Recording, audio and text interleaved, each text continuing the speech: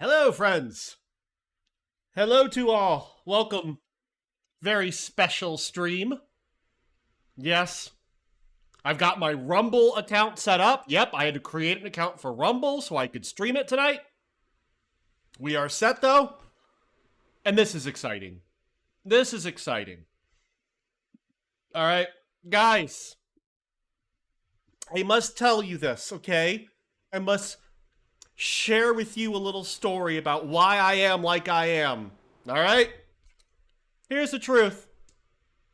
When I was younger, much younger, I was just as nerdy, just as autistic as I have been today. All right? But when my father would get home from work, anytime between 5 and 6 o'clock, closer to 6, all right? The drugs came different time, all right? When my father got home, CNN went on. All right? Shut up, Zagato. CNN would come on. So for me, from the ages of, say, 10, all the way up until I graduated high school, all right, at my house, at any given time, politics was on. Now, mind you, because I am old, this is not the CNN of today, which I'm not a big fan of. All right? Bronze Legend, thank you for the sub. Absolutely. All right, but I'm showing something different to you guys. All right? This is the CNN from, like, the first Gulf War. This was an era in which it was fundamentally different. News people told you the news. All right? If something happened, they told you what happened. They didn't bring on a bunch of people to talk about, well, how does that make you feel? No. It was very much, plane crashed, 10 people dead. Next. It was not, let's take 30 minutes and bring on an advocate to discuss now how horrible 10 people's death is. Right? It was a different era. That's where I kind of grew up watching politics. I really did. All right? I remember the original news coverage of the first Gulf War. Yes, I am that old. Okay? I remember it very well. All right? One thing that has bothered me for the past, oh God, fucking 20 years was basically, and I don't blame Fox News for this. Okay? Much like when I talk about third parties, I don't blame the political system. I blame society. We caused it to happen. Okay? Fox News wasn't the problem. They were the solution to the problem, which was people wanted to watch the news 24/7. Infotainment, news entertainment, that's where it came out. My goal, folks, is to do the opposite right now. I want to present to you politics in this upcoming political cycle, because we've literally got about a year. And my goal is to be on it the whole fucking time. Because I actually love politics. Politics is ugly, dirty, it's manipulative, and it's what makes us Americans, goddammit. Alright? So I hope you guys stick around with me for it, because I have a lot of political viewpoints I don't bother to I try to avoid speaking about during streaming hours. All right? But the truth of the matter is, all right, the political system for America has always been messy. All right? It's like making a meal. So with that said, tonight I'm going to invite you all to see my sausage. Anyway, I am keeping my eye on Rumble, and right before the debate starts, I will get up to get my drink. If I start drinking now, I will get fucking hammered. And I will promise you guys, though, we have a good lineup tonight. Ho, ho, ho! We have a great lineup tonight. All right? Do you guys know who these fuckers are? All right? Do you know who these people are? First of all, we potentially had an injury. All right? We potentially had an injury. But no. North Dakota Governor Doug Burgum is going to show. This man was taken to a hospital today. Leg injury, my understanding. He's going to debate. And if you're asking yourself, who the fuck is Doug Burgum? No one knows. But he's going to be here tonight. We are going to miss Trump. We will absolutely catch the replay. All right? We will catch the replay. Someone broke his kneecaps. I think it was something in his knee. All right, where's the pictures? I want to see the pictures of the fuckers. I want to go through, because I know majority of these people. Here we go. Oh, it's beautiful. Oh, it's beautiful. By the way, this is the wrong time to try to pick a winner or a favorite. This is too early, my friends. All right? This is like the first round of the NCAA tournament. You don't know who the fuck these people are. Really?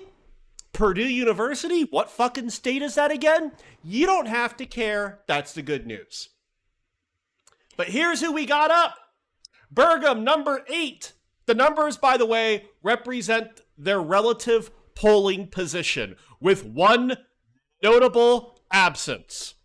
Donald Trump will not be here tonight. Instead, he is making what is actually a politically very smart move. All right? He is going to be going through an interview with Tucker Carlson. All right? And it's going to actually play at the same time as the debate. All right? Ha, ha, ha, ha, ha. So, in the pole position, Ron DeSantis, governor of Florida. Oh boy. This is spicy. Milwaukee Blizzard said it kind of bothers you the numbers aren't in order. That's the point, though. Milwaukee Blizzard, you will see it firsthand.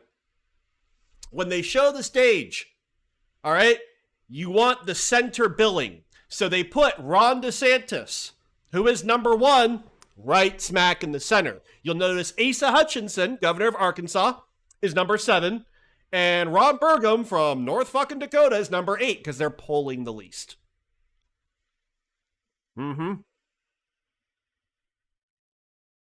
Yeah, they are in order. Your TISM just has to get a little bit more precise. Old three-finger Ron, that's what they called him in college. For those of you who have not yet met Ron DeSantis is interesting. In fact, may I dare say there's a theme of tonight, and I'm not trying to pick fights already.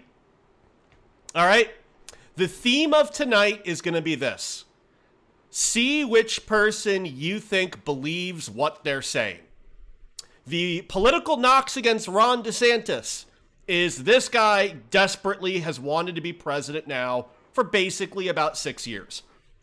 Background, he's a military vet. All right? Graduate of Harvard University. All right?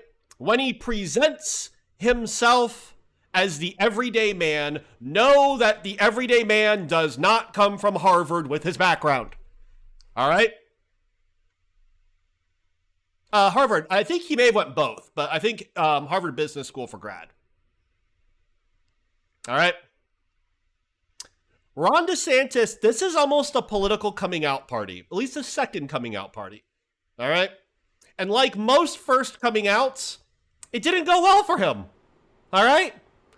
This is a man that was widely expected to be in the pole position, and he's not right now. The reason why is because he's a little bit uncomfortable in front of human beings. All right? It happens. Guys, dare I say this? Ron DeSantis has a bit of Hillary Clinton. Hillary Clinton was not a charismatic politician. She was not. I'm sure behind closed doors, not like that, Bill. Okay? I'm sure she was very personable, very relatable, but on the political stump, meeting random people, listening to their problems, pretending to give a shit, shaking their hand, kissing their baby, not his strong suit. We are learning this right now. All right? The other big thing about Ron DeSantis to keep in mind is that for a lot of people who don't know him, all they know about him is Florida and the record he had in, quote, keeping the state open for COVID. My guess is he's going to get attacked on that tonight. Zirconium, do you get a bingo spot if DeSantis does his creepy laugh? Absolutely. DeSantis is not a good, he's not likely to come across well. Or put it this way, his political consultants backstage are trying to teach him how to become a human being really fucking quickly. All right? Anyway, keep your eye on Ron DeSantis. I assume his political handlers are telling him to attack Donald Trump because he's not on stage, but more importantly, to attack number 2, Vivek Ramaswamy. If I'm mispronouncing that, I'm so fucking sorry. Vivek, I don't know a lot about him. So I went through the effort, in the last 48 hours to listen to 2 different interviews, and holy shit, guys. Let's chat for a second. When I told you the theme of tonight is to find people who actually believe what they're saying, Vivek Ramaswamy is actually a really personable guy. He seems like a cool guy. The problem is, I don't think he believes a single fucking thing. Jussie is calling it out. He's an ex-pharma bro funded by some interesting people. Correct. If you've ever wondered, is it possible to have a political situation akin to a Teddy Roosevelt? That's how far back we go. Someone who's put into a position of power under the guise of one thing to behave completely different. Vivek Ramaswamy is my number 1 candidate for that. Vivek Ramaswamy feels like a bunch of smart people said, what if you wanted to become president? Well, I'd run as a Republican. I'd say outlandish shit. And I'd rise up the polls because I actually have a personality. That's this man. Listen to him very carefully. He will talk crazy, but watch his eyes. I do not think he believes the shit he says. But Jay, what is he saying that you don't think he believes? Put it this way. This guy has advocated for the voting age to be moved to 25 years old. That's the Constitution. Constitution says no. He has also talked about abolishing the FBI, right? Now, it's hilarious because you're going to sit there and say, oh, but Jay, you're being unfair to him. He actually had a good proposal. He had an interesting proposal.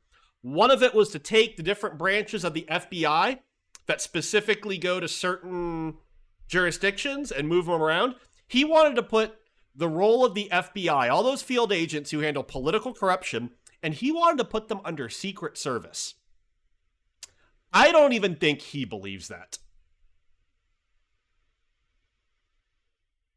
Spencer, this is a good point. Am I going to really critique a political candidate for saying what people want to hear? The people who should want to hear this are insane. Literally, people wanting to hear 25-year-olds and up can vote. I'm sorry. If you can carry a gun, all right, if you can go defend our freedoms overseas, you have the right to vote. It's fucking simple, right? But no, Spencer, we're going to critique candidates for saying shit they don't believe. Mark my words, Vivek Ramaswamy, number 2 on our list here. I think he's the number 1 candidate right now who does not believe what he says. By the way, listen to him carefully. He is a very likable dude. He is also, to me, a secret centrist, and I think it will not come out yet. It'll come out during the main election. Number 3. Oh, this is fun. This is fun. Mike Pence. Mike fucking Pence. Now, me? Oh my God. I am from Indiana. All right? I went to high school in Indiana. My undergrad was Indiana University. Go Hoosiers. I've moved around a lot in my life. When people ask me where am I, quote, from, my answer has always been Indiana.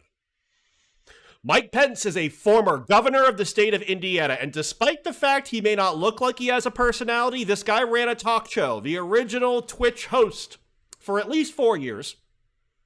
All right? Where he has the unique ability to say insane shit. All right? There is a famous campaign, all right, against him. Has anybody ever heard of the term periods for Pence? It's not what you think. Women would literally mail pictures of sanitary pads or actual tampons, used ones, to him through the mail. Yes. Yes. The feminist action that has become sending pictures or any kind of memorabilia from their menstrual cycle to politicians to protest their viewpoints on women's bodies and abortion policies originated in the state of Indiana. Mike fucking Pence. Yeah. Also, side note, during January 6th, they say they wanted to hang him. I don't know how upset with that Mike Pence actually was. Does that count as bioterrorism? It fucking should. It gets even better. He calls his wife mother. That's not a fucking joke. That's a real thing. I can't joke about that. I don't have that cleverness. My God. He does love him some Jesus. He also loves him some Donald Trump, but he does love the Constitution of America. That's important. Mike Pence is a traditionalist. He was the running mate for Donald Trump to give him some ties to both the Midwest and to, quote, traditional Republican values. Let's see where that gets him, huh? My anticipation is Mike Pence will not be notable today in any fucking sense of the word. All right. Oh, number 4, 5, and 6. We got the heavyweights coming here. Doozy, you know what I'm talking about. I think Pence believes everything he says. He's not going to say shit that's necessarily that outlandish. All right. Mike Pence is the dose of Ambien in between Ron DeSantis and Chris Christie. All right. Number 4, keep your eye on her, Nikki Haley. Nikki Haley is my belief. She is one of the people right now I think could be the first female president of the United States. That is a viewpoint, by the way, I shared over 6 years ago with friends. I've had my eye on her for a while. Nikki Haley is the former governor of the state of South Carolina. She is not, quote, crazy. All right? She's an interesting candidate. She was the ambassador to the United Nations under Donald Trump. She voluntarily stepped down with no scandal. Donald Trump has not attacked her. It's a weird one. Zirconium asks the great question. Does she pander to MAGA? She is cautious about it. Nikki Haley is representative of a more centrist group of Republicans. All right? Number 5. Here's the heavyweight. Chris Christie. By the way, Chris Christie's been doing a lot better in the polls recently. Chris Christie is the former governor of the state of New Jersey. All right? Hold your bridge jokes. They're applicable. The interesting thing is, Chris Christie was also a former prosecutor, state's attorney. He will absolutely be going off tonight on Donald Trump. You're going to see it. You're going to watch it. We're going to cheer. All right? The belief is Chris Christie right now is in this race to do one thing and one thing only. He's there to fuck Donald Trump up. He would eat hamburgers, but they've cut him off.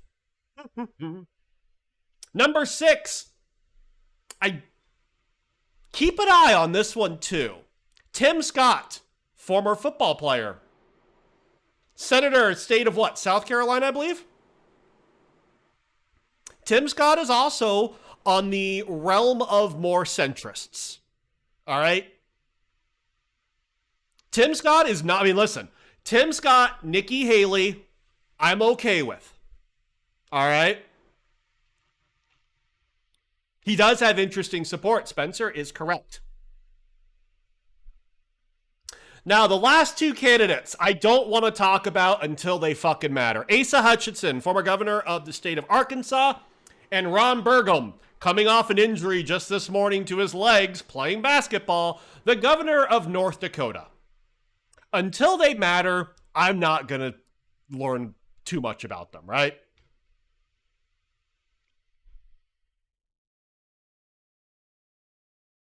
Jesse says, you're curious about the tone post-Trump. I am excited to hear it too. I am excited to hear that too. So, guys, here's what's to look out for. The keys to the game. Someone asked, who do I think wins tonight? All right. My belief is the person with the most to win tonight is Vivek Ramaswamy. He has to come out strong. This is his introduction to broader America. All right? That's important. The person with the most to lose is Ron DeSantis. He was considered a close frontrunner, or at least a close second, to Donald Trump 2 months ago. And his polling has taken an absolute dive. It doesn't help that Donald Trump has seen him as his competitor and has been absolutely beating the shit out of him. Yes. Yes. Rookie move, yeah. Nikki Haley and Tim Scott, they need to generate a few clips to cover in the future advertising campaign. They need to not get beat up, and they need to not rock the boat. I don't think you're going to hear much from them. The people who will be speaking the most are Vivek Ramaswamy, Ron DeSantis, and Chris Christie.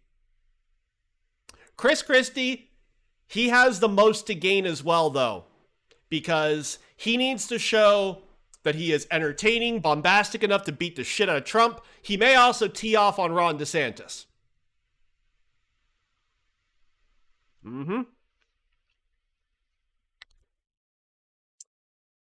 Zirconium says, do you think they'll unite against Trump or just fight amongst themselves? I think you have two categories of that.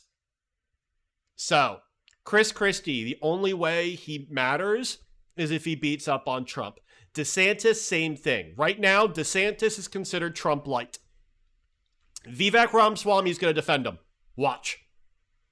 Vivek Ramaswamy is going to defend Donald Trump because that's just his lane. Trump will not show up. No, he doesn't need to. He is so far in the front, so far in the lead right now. He will not do it. Big Dumb Investor, out of this 8, who wins in hand-to-hand combat? I'm going to go with the soldier. Well, no, I'm going to go with Tim Scott, football player. The football player. Random Blather says, Ramaswamy has to overcome the prejudiced white voter in the Midwest. As someone who's a white voter from the Midwest originally, keep in mind, the Midwest had no problem supporting a man by the name of Pete Buttigieg, an openly gay mayor from a small town in Indiana, and he won the Iowa primary in the Republican or in the Democrat primary.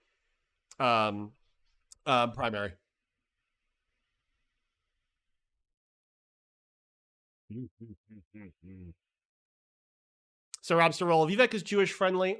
Is he? We'll find out. All right, folks. See if Rumble has the debate up yet. Oh, Rumble, you can't be fucking up already.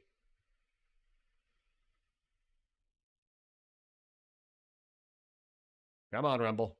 Get your popcorn ready. All right, guys. I'm about to be switching over to subscriber chat only. My apologies to all of you who are new to me. The reason why I'm doing that is to stop other people who we don't know. Because as soon as the rest of Twitch sees that there is anything politics going around, I'm sorry, I gotta stop it. That's my method. Oh my god. Is Rumble already having issues? You demand rename to J-Bait with your master J-Baiter. His anti-Semitism and judging. No.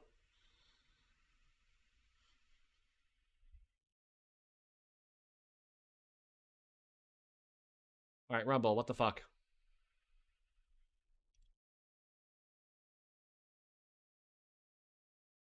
Some evangelical lady basically called Vivek Tadell. Oh, God. DM your most degen comments. I actually like that. I support that.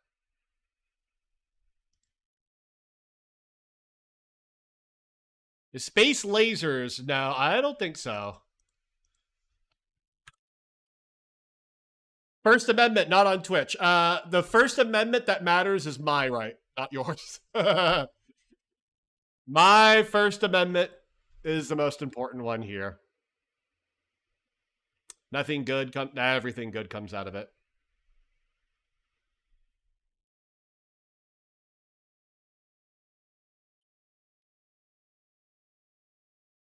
Zirconium, supposedly it is not on YouTube. They have made a deal. News Live has it. Thank you. There we go. Stirring way to begin the first primary debate of this 2024 election season. The candidates are on the stage. Martha and Brett are going to start the questioning, and our drone took us right in. I mean, she almost makes you feel like play ball, right, Harold? I mean, let's go. Let's go inside Fiserv Arena. The people here in Milwaukee have been fantastic, and they are giving us their best tonight. 4,000 strong inside, and you're about to see the first event of the political season. Where we end up in November of 2024 is anyone's guess, but tonight is the first step in that direction.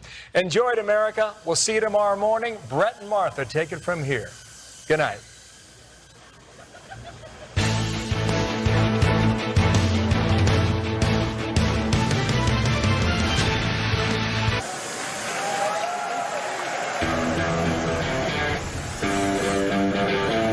Some call it the heartland. Others flyover country. But for the 2024 presidential hopefuls, the Midwest is the place to land. Here, there is one battleground that may be harder to win than ever. Wisconsin. A state known for its beer and cheese, gridiron and grit, and also its razor-thin elections. In 2016, Republicans narrowly flipped the Badger State red for the first time since Ronald Reagan. But it was back to blue by 2020. That election came during an unprecedented year. The country was rife with tension. In the suburbs of Milwaukee, the division seemed deeper than ever. But that was just the beginning. 2 years later, the U.S. Supreme Court struck down Roe versus Wade, leaving the legality of abortion up to the states. In Wisconsin, that meant a nearly total ban. The power of that issue drove Democrats to the polls this year. Now, that new thin liberal majority on the court could have that abortion issue before it again, just as the race for the White House accelerates. Tonight, the Republican candidates will face off at the home of the Bucks and the Marquette Golden Eagles, hoping to return next July to this city on the shore of Lake Michigan to accept the Republican nomination at their party's national convention.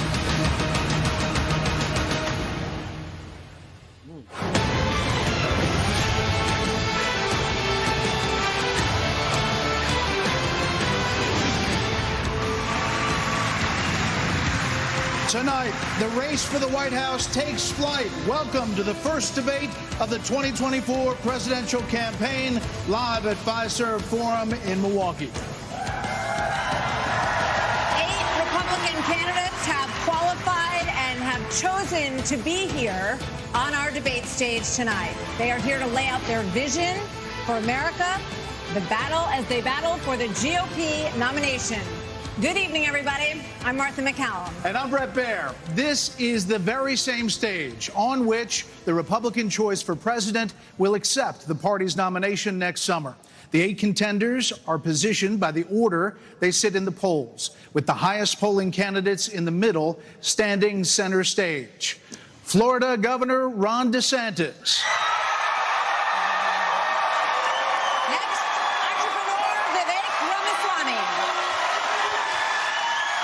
Former Vice President Mike Pence. Former South Carolina Governor Nikki Haley. Former New Jersey Governor Chris Christie. South Carolina Senator Tim Scott. Former Arkansas Governor Asa Hutchinson. And North Dakota Governor Doug Burgum.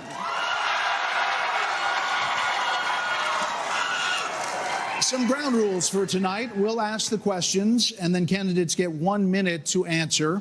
If someone is singled out. You get 30 seconds to respond. And when the time runs out, we all will hear this. Very pleasant. So tonight, these candidates have a big opportunity to break out of the pack and to explain why they are best prepared to be the Republican choice for president at a time when the likely Democrat nominee, President Joe Biden, is working to convince the country that with Bidenomics, things are looking up. They call my plan Bidenomics.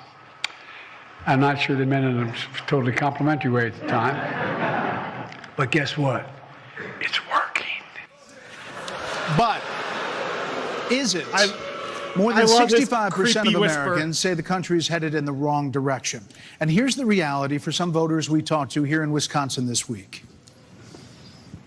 We have noticed a dramatic increase in prices at the grocery store just across the board. Gas is high and food is high. A lot of people out here homeless because they can't buy food. It's tough when you got mortgage rates at 7-8% versus 2 to 3. It's just you can't afford a house anymore. Inflation is ridiculous. It's killing us out here. As we sit here tonight, the #1 song on the Billboard chart is called Rich Men North of Richmond. It is by a singer from Farmville, Virginia, named Oliver Anthony. His lyrics speak of alienation, of deep frustration with the state of government and of this country.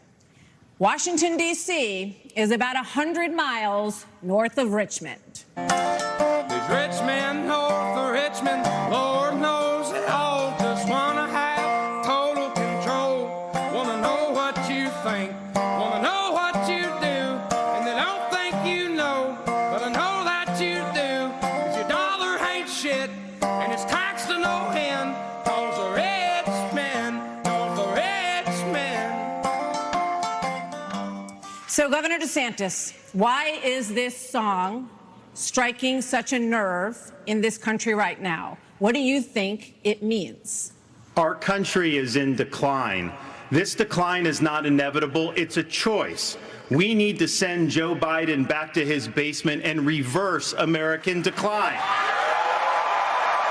And it starts with understanding we must reverse Bidenomics so that middle-class families have a chance to succeed again. We cannot succeed as a country if you are working hard and you can't afford groceries, a car, or a new home while Hunter Biden can make hundreds of thousands of dollars on lousy paintings. That is wrong.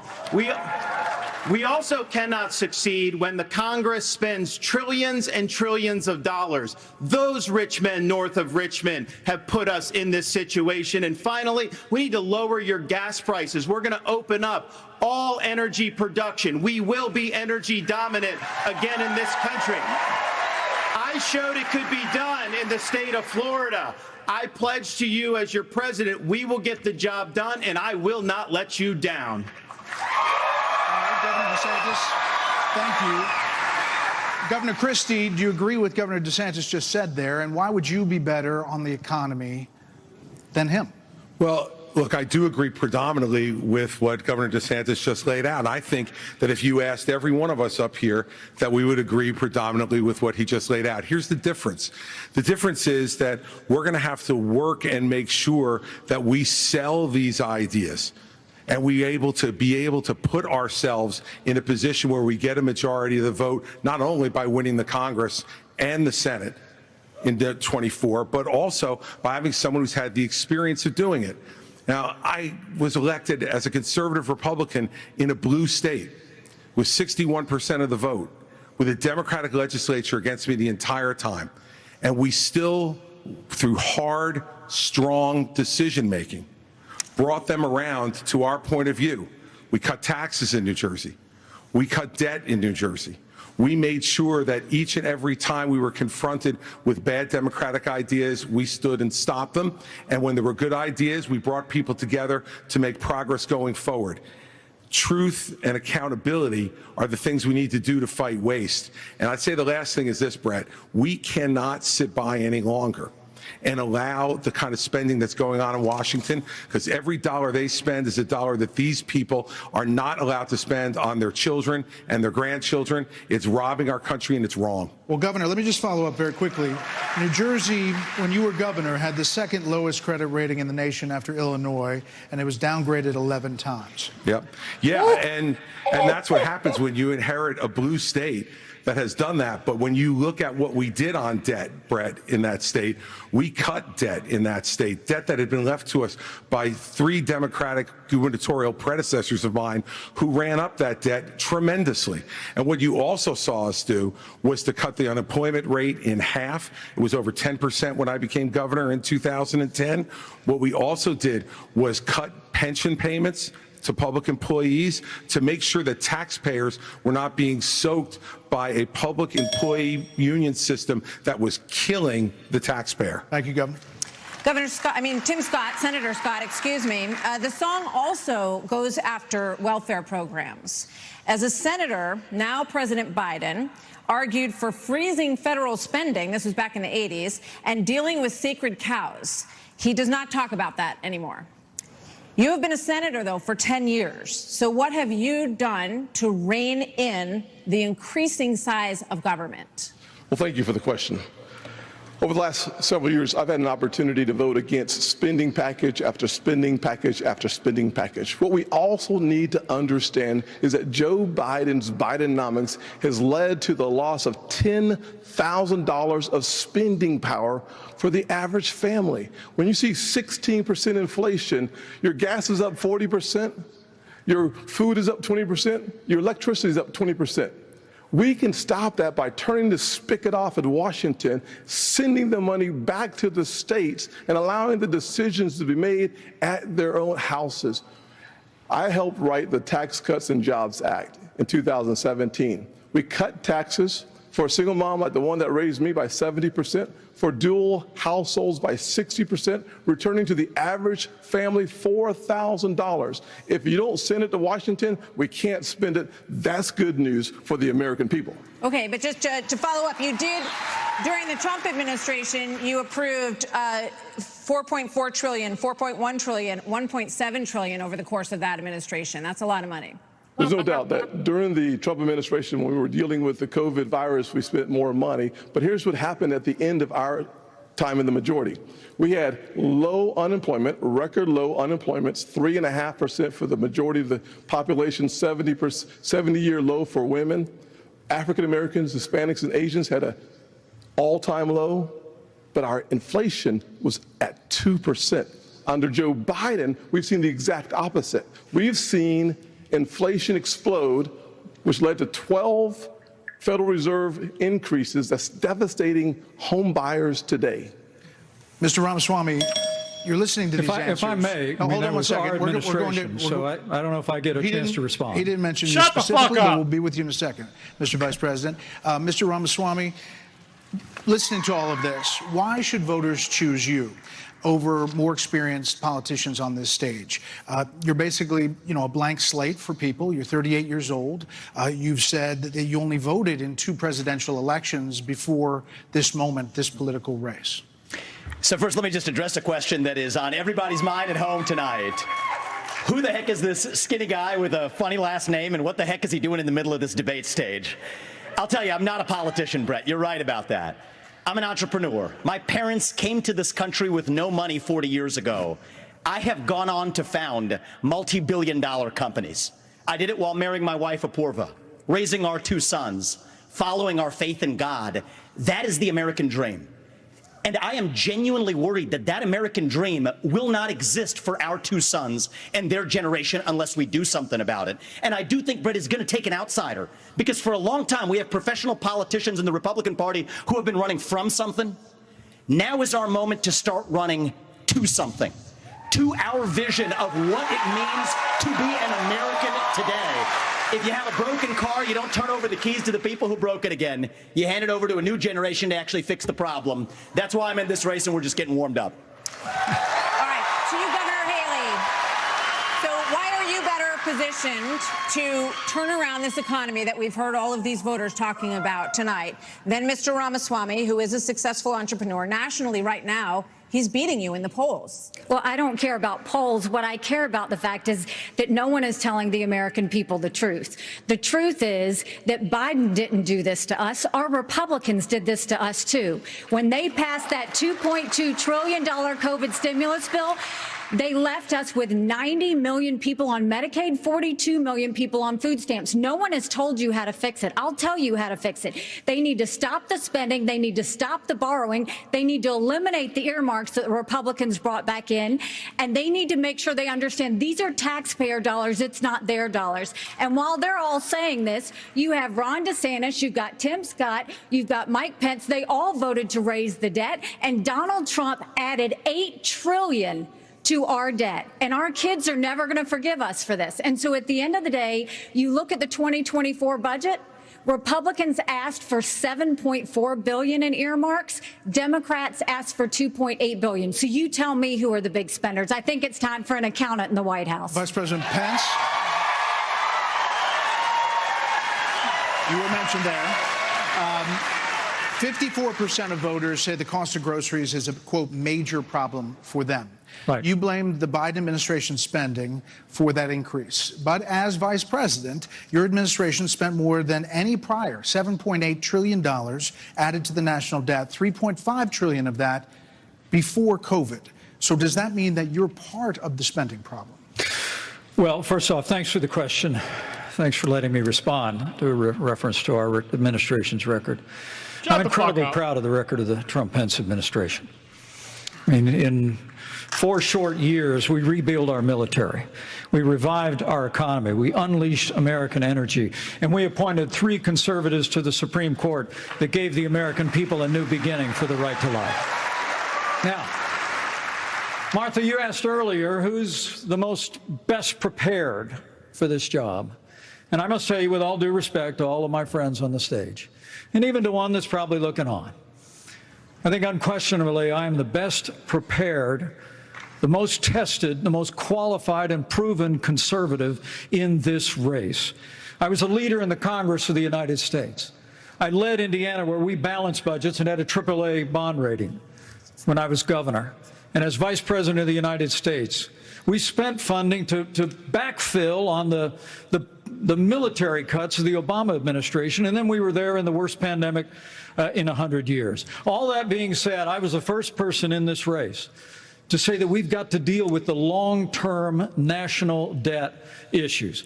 You got people on this stage that won't even talk about issues like Social Security and Medicare. I mean, Vivek, you recently said a president can't do everything.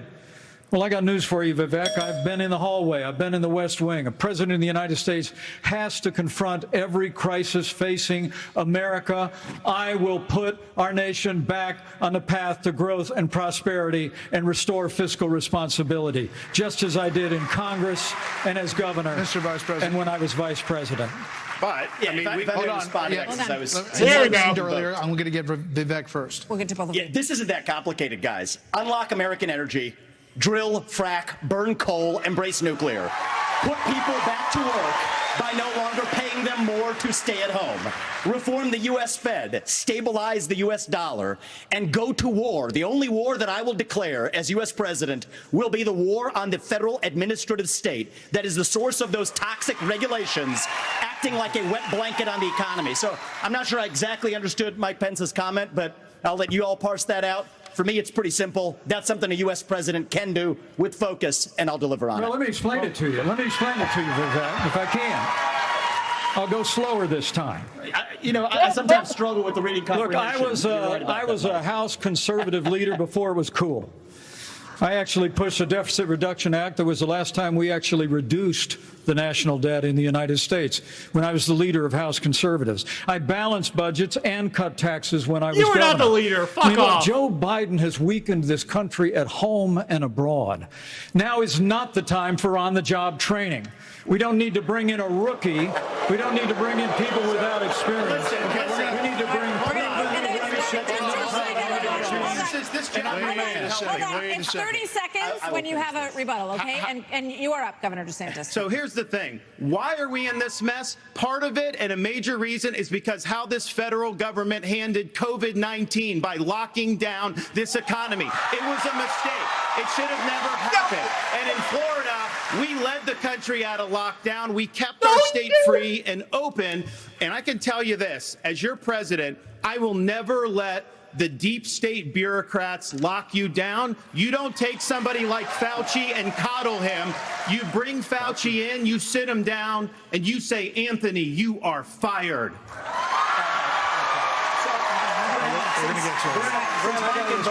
You know what?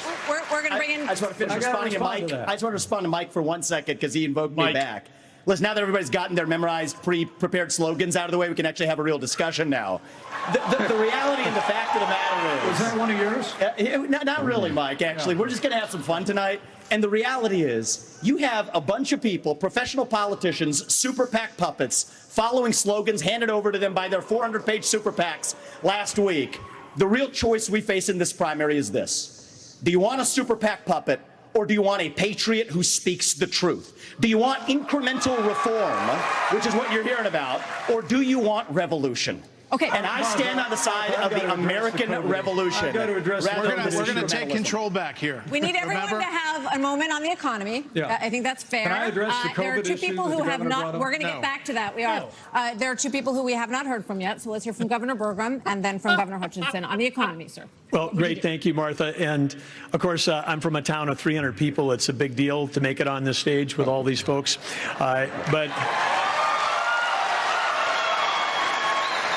But when they were all wishing me well, and I think I took them a little too literally when they said, go to Milwaukee and break a leg. But I do want to say on this, we're missing something. We can't just talk about the Biden economy because the economy, energy, and national security are all tied together. Of course, we're paying too much for our energy in our state, in our country right now. But part of the reason why is because of the Biden policies on energy. We've got a plan right now, the $1.2 trillion of Green New Deal spending buried in the Inflation Creation Act is something that is just subsidizing China. If we're going to stop buying oil from the Middle East and start buying batteries from China, we're just trading OPEC for Sinopec. And then belatedly, the Biden administration says, no, we're going to put sanctions on Russian oil. Well, we put sanctions on Russian oil. Well, then it's 20% off. Who's buying it? China. So if you buy a battery in this country, you buy a solar panel, it's being produced in a plant in China powered by coal, or it's being powered by oil and gas at 20% off. And every farmer in this country would like to buy diesel at 20% off, just like they're buying it in China. Governor Hutchinson, quickly. Thank you, Grant. Delighted to be here tonight. And let me just tell you that I'm a pro-life governor from a conservative state that have a conservative record in which I lowered taxes in Arkansas as governor. I created a $2 billion surplus that I passed over to my successor, and I made sure that we shrunk the size of government. We have 14% fewer state employees in Arkansas after I left government than when I took over as governor 8 years ago. I tell that because that's what we need in Washington, D.C. We need somebody who can actually constrain the growth of the federal government, that can actually reduce the size, and I've pledged to reduce by 10% our federal non-defense workforce. That's a specific pledge to make that attacks the administrative state. And let me applaud some of the business partners that are here that have had success in business. But let me tell you, I've been a federal prosecutor. I've served our country in terms of being head of the DEA, in Homeland Security, in times of crisis. And while I think that that's experience that is important for the future of our country, to be the President of the United States that can lead with positive solutions and be held accountable. Thank you. We have a lot of topics to get to, and I promise we're going to get to everyone if we play within the rules. Okay, next topic. More than 1,000 people are still unaccounted for in Maui after the deadliest U.S. wildfire in more than a century. Hawaii's governor and White House officials said that climate change amplified the cost of human error. And a tropical storm hit California for the first time in 84 years. The ocean hit 101 degrees off the coast of Florida. And in the last month, the heat wave in the Southwest broke records nearly 50 years old. So Alexander Diaz from Young America's Foundation has a question for you all. Polls consistently show that young people's #1 issue is climate change. How will you, as both President of the United States and leader of the Republican Party, calm their fears that the Republican Party doesn't care about climate change? So we want to start on this with a show of hands. Do you believe in human behavior is causing climate change? Raise your hand if you do. Look, we're not school children. Let's have the debate. I mean, I'm happy to take it to start. Alexander, raise your fucking hand. I don't think that's the way to do. So let me just say to Alexander this. First of all, one of the reasons our country's decline is because of the way the corporate media treats Republicans versus Democrats. Biden was on the beach while those people were suffering. He was asked about it. He said no comment. Are you kidding me? As somebody that's handled disasters in Florida, you got to be activated. You've got to be there. You've got to be present. You've got to be helping people who are doing this. And here's the deal. Let's just answer the question. So is that a yes or is that a yes? Is that a hand raise? You do not. I think it was a hand raise for him, and it's my hands are in my pockets. No, because no, the I climate didn't change agenda is raise a a hoax.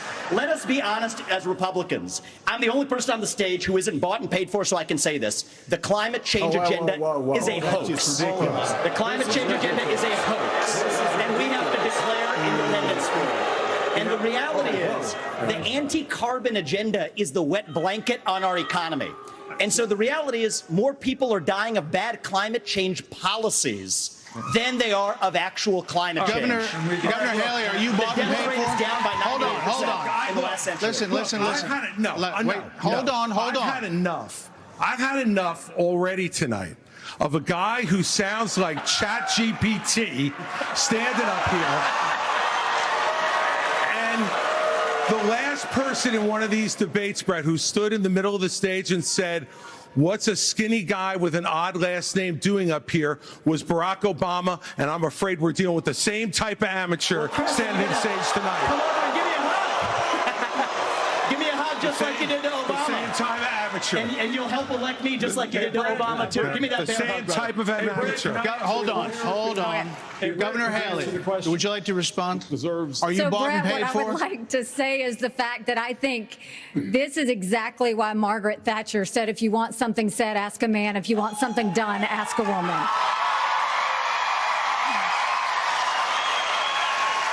First of all, we do care about clean air, clean water. We want to see that taken care of, but there's a right way to do it. And the right way to do it is, first of all, yes, is climate change real? Yes, it is. But if you want to go and really change the environment, then we need to start telling China and India that they have to lower their emissions.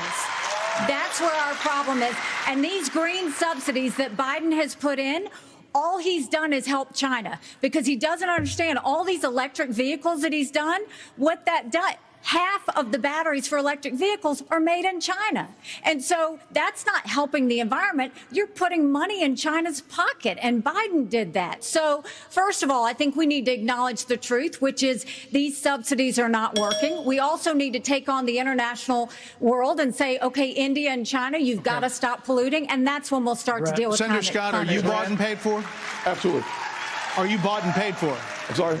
Are you bought and paid Absolutely not. I mean, here's what the American people deserve is a debate about the issues that affect their lives. Going back and forth, being childish is not helpful to the American people to decide on the next leader of our country. Number one, wait a second. And number two, as a kid who grew up in a single-parent household mired in poverty, I wondered, was the American dream real for kids who were devastated by poverty, devastated by the challenges of life? I came to the conclusion that America can do for anyone what she's done for me if we focus on restoring hope, creating opportunities, and protecting America. If we want the environment to be better, and we all do, the best thing to do is to bring our jobs home from China. If we create 10 million new jobs in my Made in America plan, we will have a better economy and a better environment. Let me tell you why I say that, Brett. America, do it quickly. America has cut. I'm a Southern boy, I talk slow. So America, that was quick. America has cut our carbon footprint in half in the last 25 years. The places where they are continuing to increase, Africa, 950 million people. India, over 1 billion. China, over 1 billion. Why would we put ourselves at a disadvantage, devastating our own economy? Let's bring our jobs home. We have a lot of different topics to get to. Yeah, we do. We thank you all. Thank you, Senator Scott. So coming up next, the candidates will weigh in on what could be a defining issue in the 2024 campaign. The first Republican debate continues moments away. Okay, while we're at break, spicy. Vivek Ramaswamy was doing very good until he insinuated everyone was bought and paid for. All right? You can't do that. A lot of the people who were walking in, all right, to that debate in the audience had someone they liked. Vivek was the unknown quality. You can't sit there and say that comment. You basically just told everyone their favorite band was sellouts. All right? That was the mistake. But otherwise, Vivek's done pretty well. Remember, Vivek has to get his name out there. All right? People have to know who he is. That's what matters. DeSantis has come out pretty loud, but he hasn't landed any shots on anyone yet. Chris Christie is doing his job. Chris Christie's job is attacking people. It's that simple. No one gives a shit, by the way, about Burgum and Hutchinson. No one gives a fuck. Fuck them. Nikki Haley surprised me. She came out immediately smacking around Mike Pence. Mike Pence, unfortunately, I think you guys already see, he's a dead man walking. And Tim Scott's an interesting candidate just in general.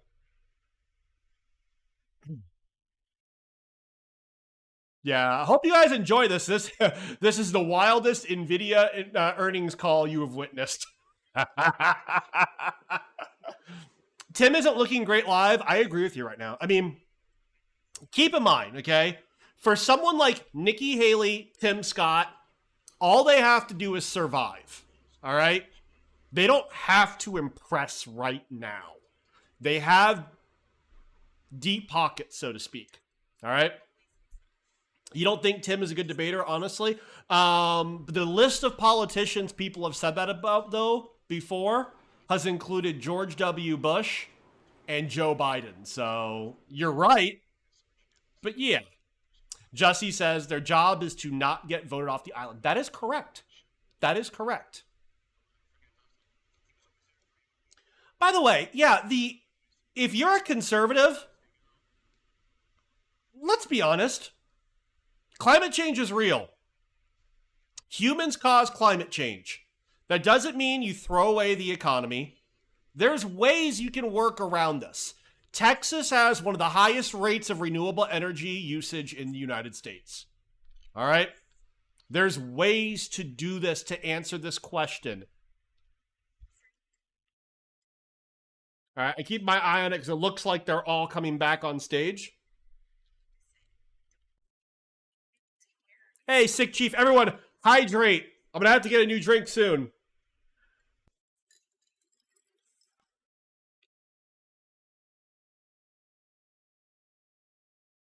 I'm keeping my eye on it to get you back right in time, guys. You're a big fan of sassy woman on stage archetype. I like Nikki Haley. I've said, keep your eyes on her. I've said that for years now. How many drinks behind? This is my first drink. I didn't want to die. 12. Fuck off, Spencer.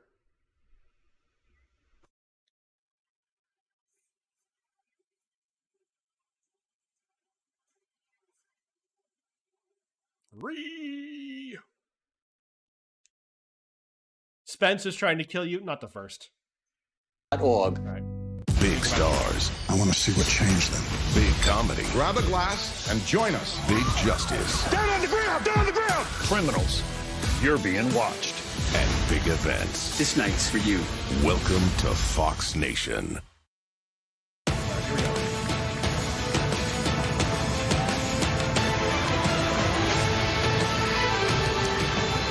Abortion Abortion has been a losing issue for Republicans since the Dobbs decision. In 6 state referendums, all have upheld abortion rights in this country. And even in red states, there are more swing state referendums that are coming up as we head into the elections as well on this. So, Governor Haley, what do you say to your party and to your state, which today confirmed a 6-week abortion law as well, especially the impact on women suburban voters across this country? Thank you, Martha. I am unapologetically pro-life, not because the Republican Party tells me to be, but because my husband was adopted and I had trouble having both of my children, so I'm surrounded by blessings.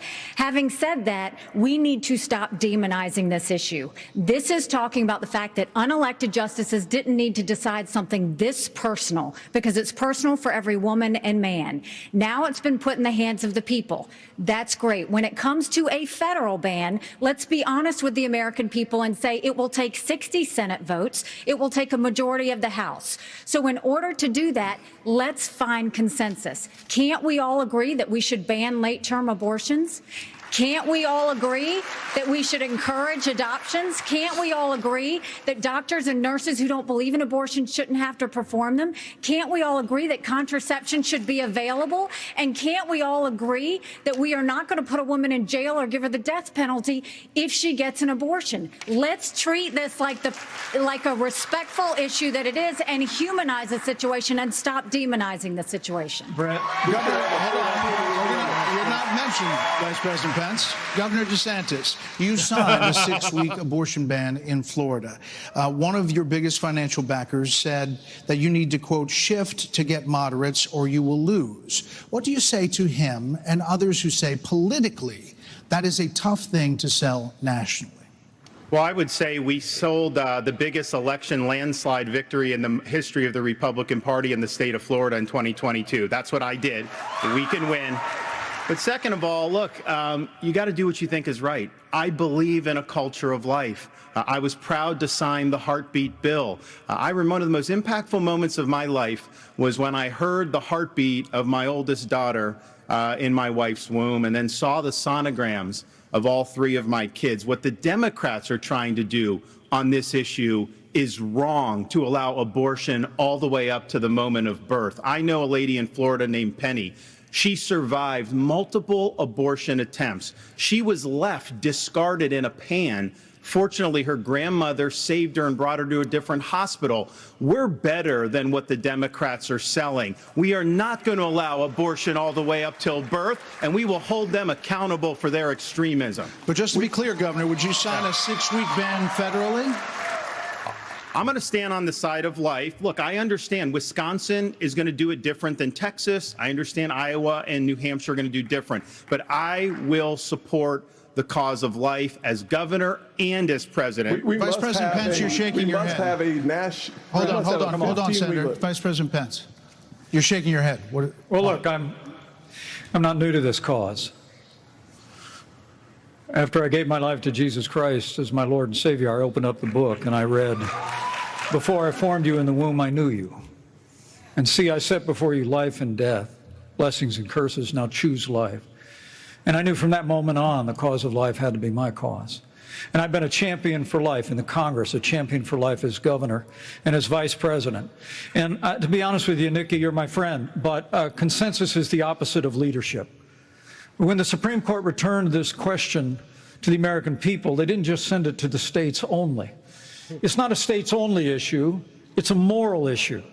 And I promise you, as President of the United States, the American people will have a champion for life in the Oval Office. Can't we have a minimum standard in every state in the nation that says when a baby is capable of feeling pain, an abortion cannot be allowed?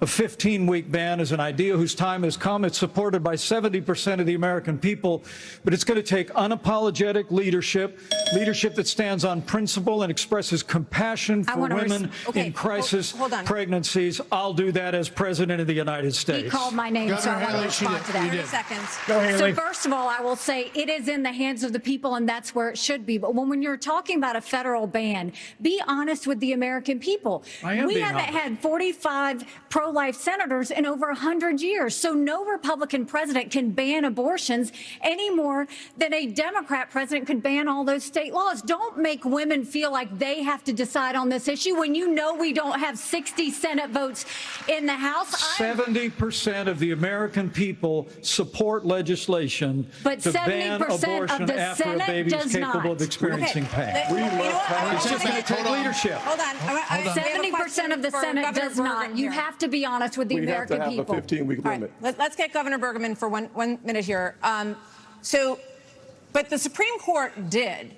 overturn Roe v. Wade. And the result of that decision was that it went back to the states. So that's where it is right now. So as I understand it, you are not in favor of a federal ban. What do you say about the states? There's about 5 of them, including New Jersey, I think a few others, that allow abortion up until the time of birth, though. If you were president, would you be able to abide that? Well, first of all, I'm a pro-life governor of a very pro-life state. And this issue is, of course, very important. But I am on the record, and I stand behind that we should not have a federal abortion ban. We should not. And the reason why we shouldn't is very simple. It's the 10th Amendment in the Constitution.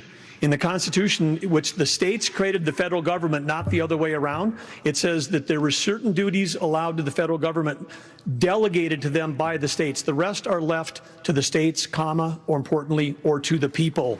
We need to get back to freedom and liberty for the people in this country. And we can't have Republicans who fight for 50 years for this great cause to return it back to the states, and then the next day they turn around and go, no, the feds should do that, because the feds are stepping into people's lives, they're stepping into people's businesses. Over and over, if we say that the Fed should be in on this one, where do we stop? I say that we follow the Constitution, and this is returned to the states. This is where it should be. But Governor Burgum, you signed a 6-week ban. Time out. You signed a 6-week ban. Governor Burgum, you signed a 6-week ban. So you're saying federally, it's all going to go to the states. Yes, and what is going to work in New York will never work in North Dakota, and vice versa. That's Governor why 50 states. That's why 50 states. This is too important of an issue that I have to address. First of all, the Supreme Court gave it back to the elected representatives, whether it's the states or whether it's the United States Congress. So there is authority, and that's why President Biden is pushing for a Democrat proposal, which is, in essence, abortion on demand through the term. So they have their extreme position at a national level. It's most likely going to be addressed in the states, but it's certainly fine for it to be addressed at the national level as well. Arkansas has the record of being the most pro-life state in the nation. I signed 30 pro-life pieces of legislation while I was governor. And every state can determine a different outcome here. And it is the most important issue for women and for the unborn child and for our country that we get this right. It's going to be a continued debate. Let's talk about it in terms of compassion, in terms of protecting the life, and also understanding how we have to enhance adoption services, how we have to enhance maternal care. Those things we've done in Arkansas and are important for our nation's future. There are a lot of issues that are very important. Senator, I'll let you weigh in. We cannot let states like California, New York, and Illinois have abortions on demand up until the day of birth. That is immoral. It is unethical. It is wrong. We must have a president of the United States who will advocate and fight for, at the minimum, a 15-week limit. I am 100% pro-life conservative. I have a 100% pro-life record. I got to tell you, though, we must fight for life. Our Declaration of Independence says our Creator gave us inalienable rights that include life. That is a list. That is an issue we must solve. We can't leave it to Illinois. We can't leave it to Minnesota. We can't leave it to Illinois. We must solve that issue with a 15-week limit at a minimum. Thank you, Senator. I think we're all pro-life, but what I would love is for someone to ask Biden and Kamala Harris, are they for 38 weeks? Are they for 39 weeks? Are they for 40 weeks? Because that's what the media needs to be asking. All right. Another issue is America and the crime crisis, the homelessness crisis. American different cities are in decline. People are moving out as homelessness, drugs, crime move in. There are problems accelerated. They did accelerate during the pandemic and are still rising, actually. Murders in Los Angeles, New York, Chicago, all up 30% between 2019 and 2022. Homelessness is up 11%, the largest jump in recorded history. Vice President Pence, a lot of this began in the COVID era. How much of what we're seeing happening around this country is a result of those COVID lockdowns, and is your administration in part to blame for how we got here? Well, I think what's in part to blame is the Democrats have been talking about defunding the police for the last 5 years.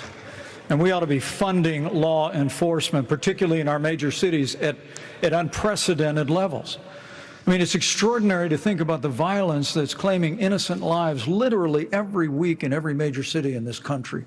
And yet Democrats and liberal prosecutors in major metropolitan areas continue to work out their fanciful agendas, to do bail reform and go easy. What we need is strong commitment to law enforcement. We need leadership in Washington, D.C.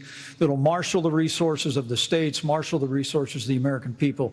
But let me also say it's about opportunity. I mean, a lot of people don't know that those Trump-Pence tax cuts that we got signed into law go away at the end of 2025 if we don't have a Republican president and a Republican House and a Republican Senate. When I'm president of the United States, we're actually going to cut taxes further. We're going to extend those tax cuts, and we're going to close the Federal Department of Education, block grant all that funding back to the states. With a growing economy and educational choice and law enforcement, we will bring our cities back. Governor Christie, another issue. This weekend here in Milwaukee, reports say there were 30 shootings, and a number of them including kids. Add that to the big increase in school shootings around the country. Democrats blame this crisis on easy access to guns. They also blame Republicans for blocking gun control legislation. What would President Christie do? You know, I'm proud of the fact, Brett, that I'm the only person, along with Governor Hutchinson, up on this stage who's actually running United States Attorney's Office. I ran the 5th largest office in America in a state where there is significant urban crime. And the problem is not going to be solved by more money.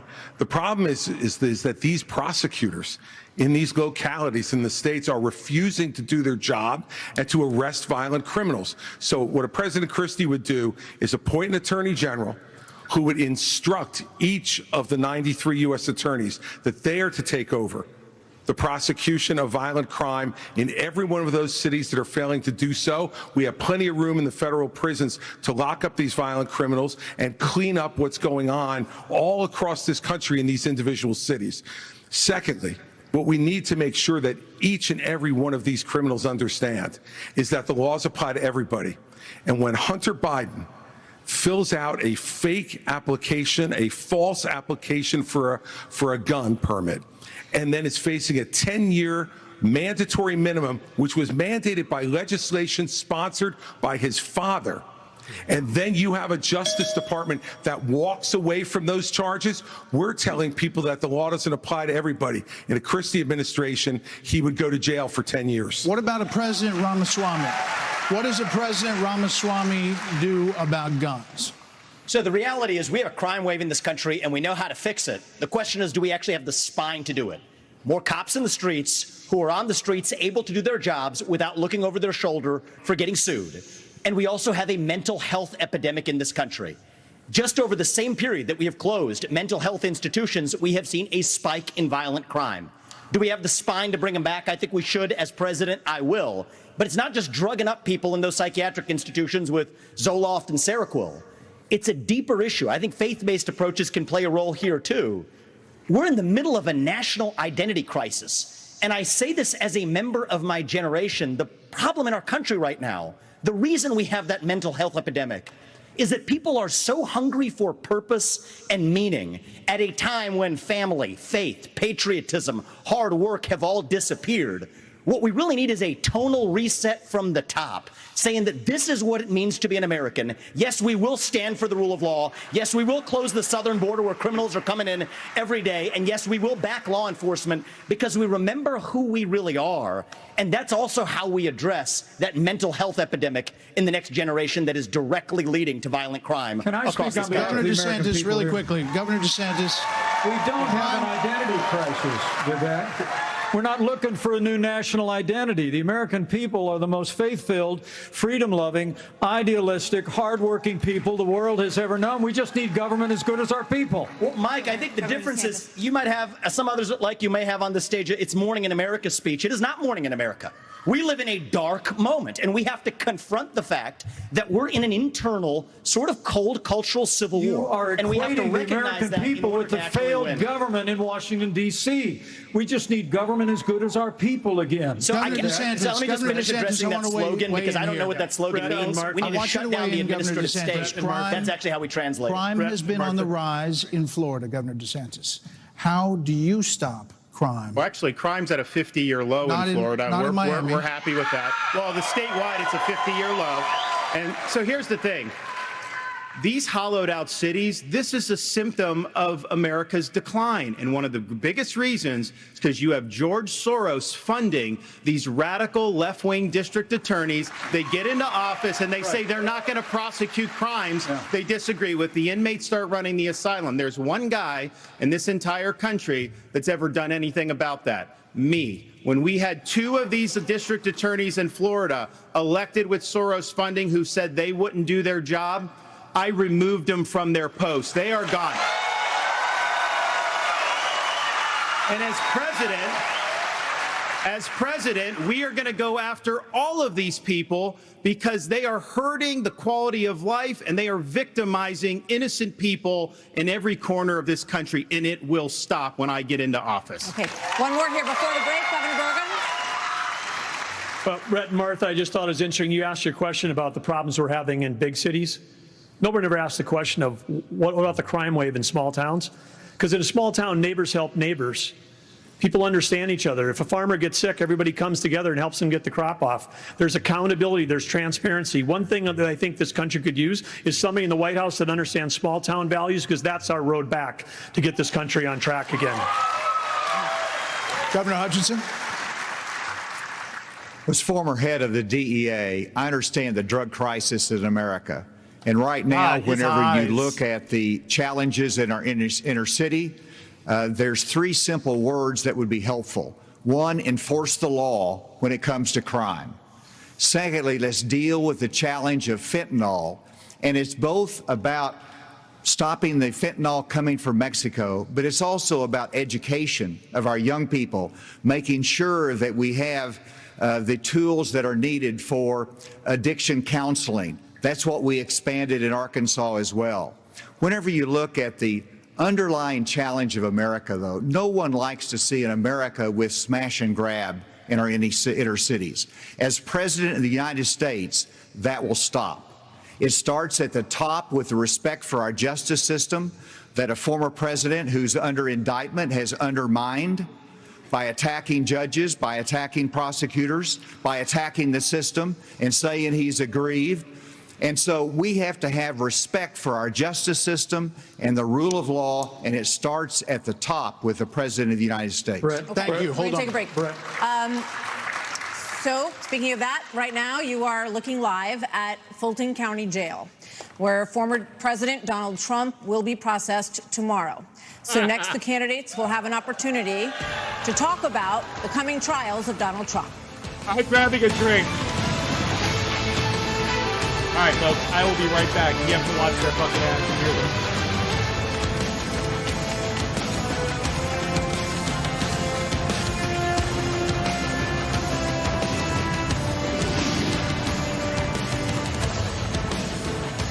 To choose this life over friends, over family, and we never quit.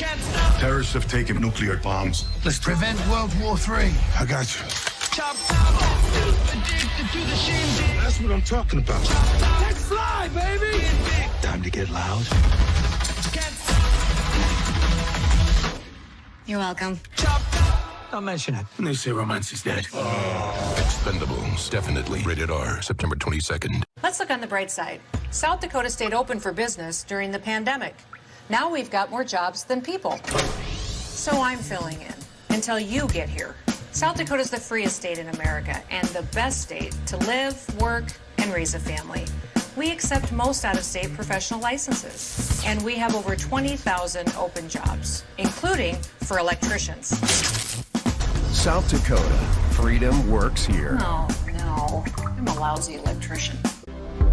Bass Pro Shops in Cabela stands tall in our unwavering commitment to honoring our heroes. We extend our gratitude beyond words by proudly offering a legendary salute discount to those who protect our freedoms. Our dedication to those who selflessly serve us runs deep within our DNA. It's not just a discount, it's a commitment to making a difference. Because every day is a chance for us to say thank you. Bass Pro Shops in Cabela's. Your adventure starts here. Mr. Wonderful here, and there's no debate about this. Small businesses in America create over 60% of the jobs, but times are tough.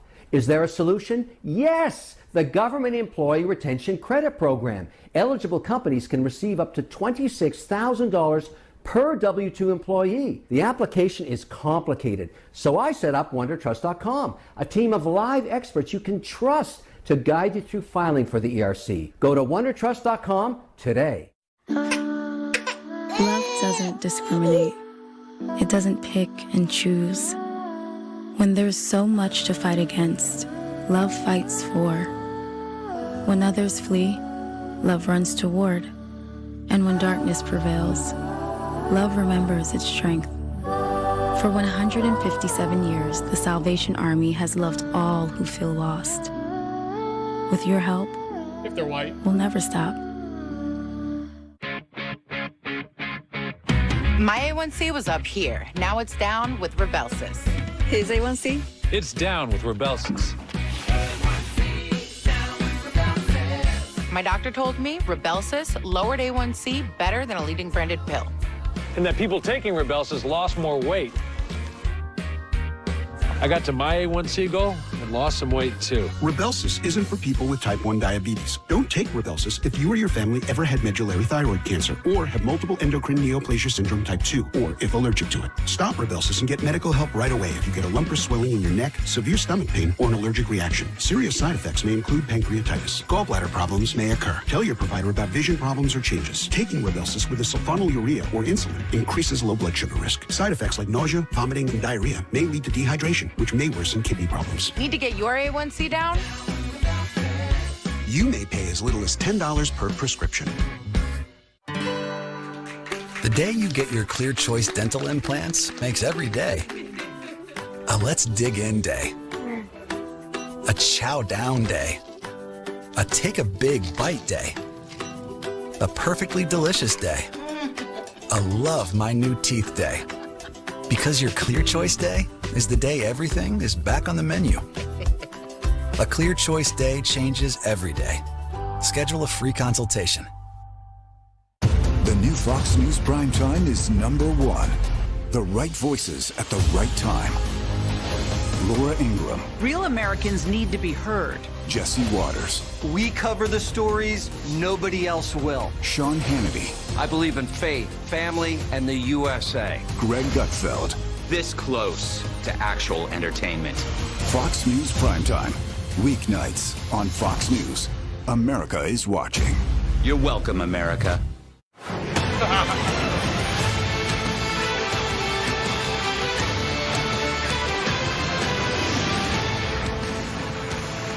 Well, we have a lot to get to in this second hour of this GOP primary debate. Policy discussions the Americans want to hear you all on. China, Ukraine, immigration, education. But we are going to take a brief moment and talk about the elephant not in the room.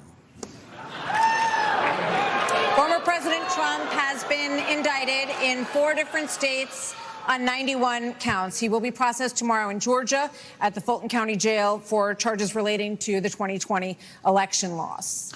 You all signed a pledge to support the eventual Republican nominee.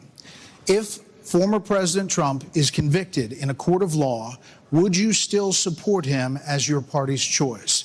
Please raise your hand if you would.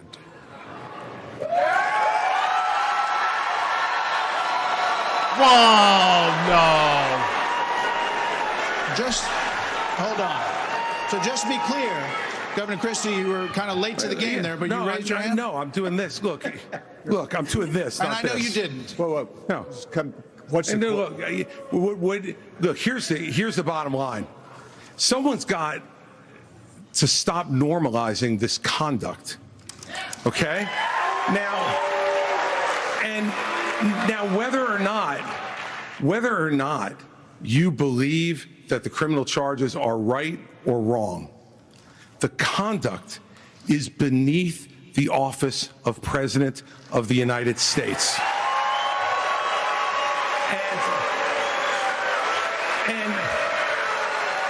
And you know, this is the great thing about this country. Booing is allowed, but it doesn't change the truth.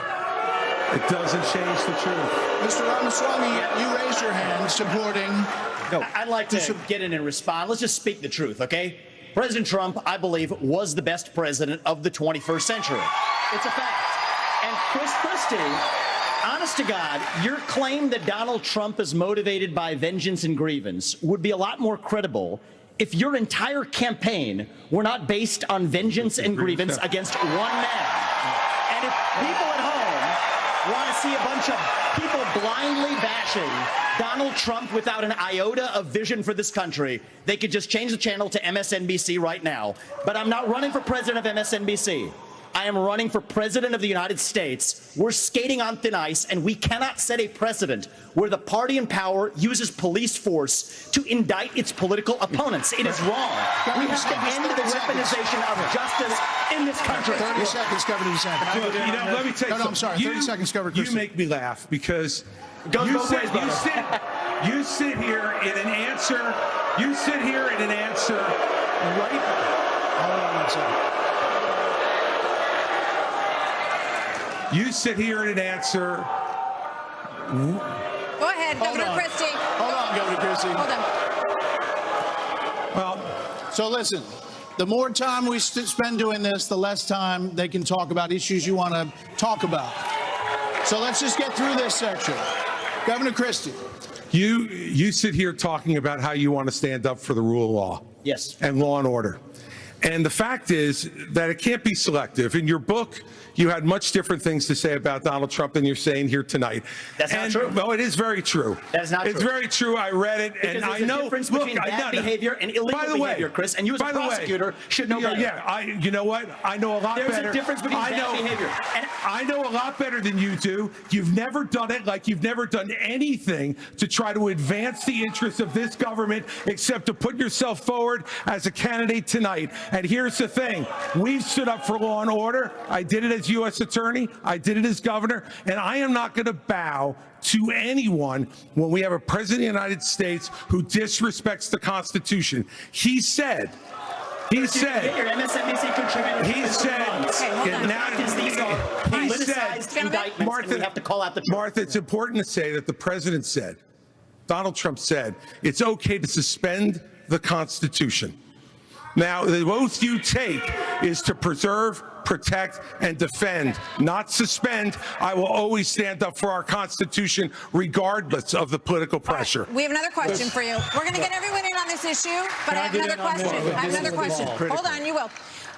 All right, so President Trump's...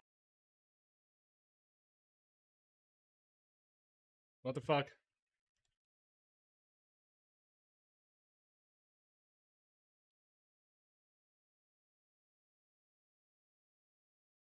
Senator Scott, do you believe he did the right thing? Absolutely. He did the right thing. Number one. Number two, we should be asking ourselves a bigger question about the weaponization of the Department of Justice. When I'm president, the first thing weaponization of the Department of Justice. When I'm president, the first thing I'll do is fire Merrick Garland. Second thing I'll do, fire Christopher Wray. because we need Lady Justice to wear a blindfold.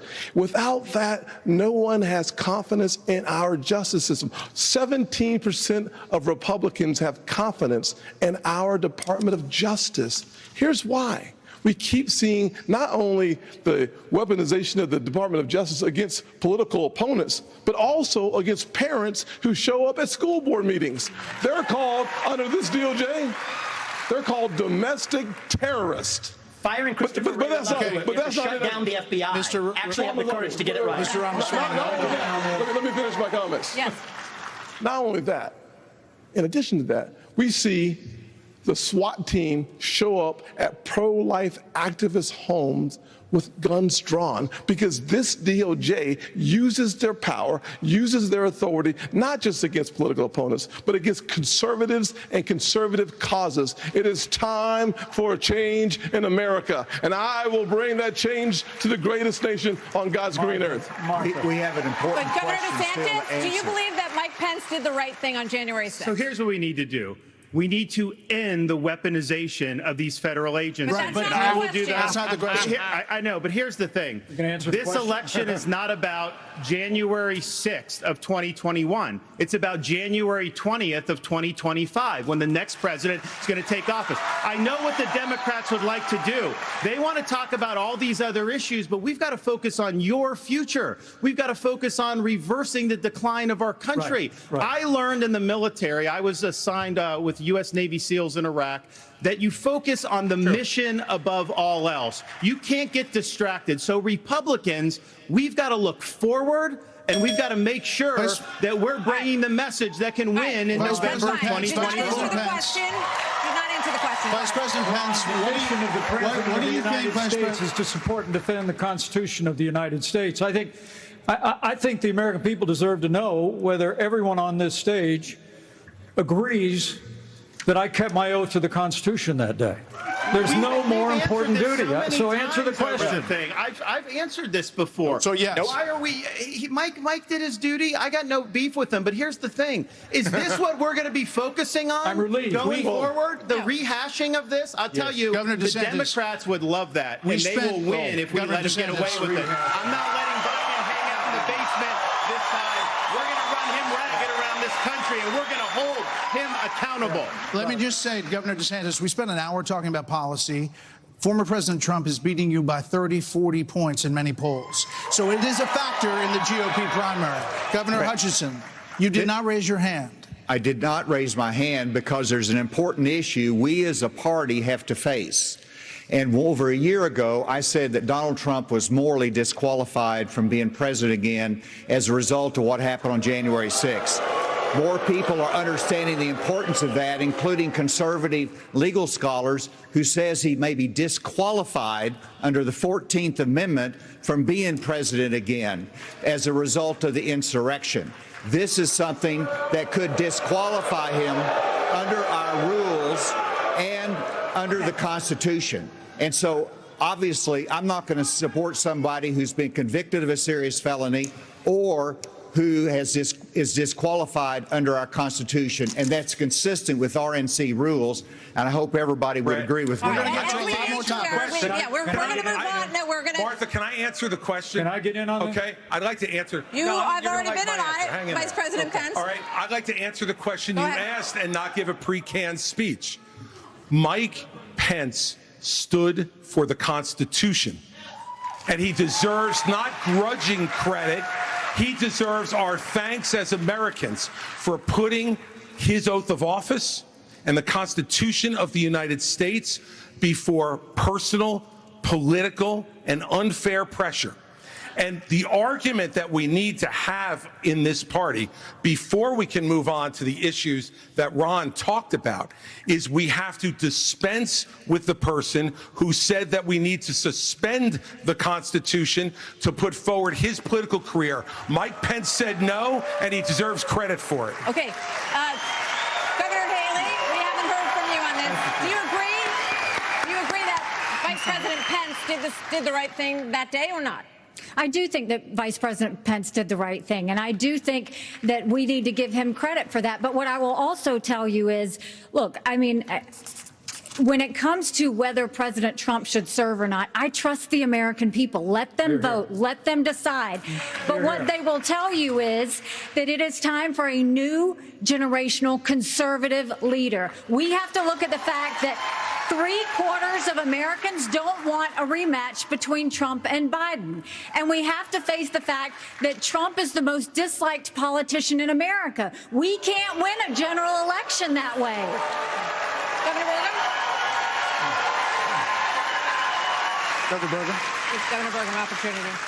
Happy to answer the question. Mike Pence did the right thing on January 6th.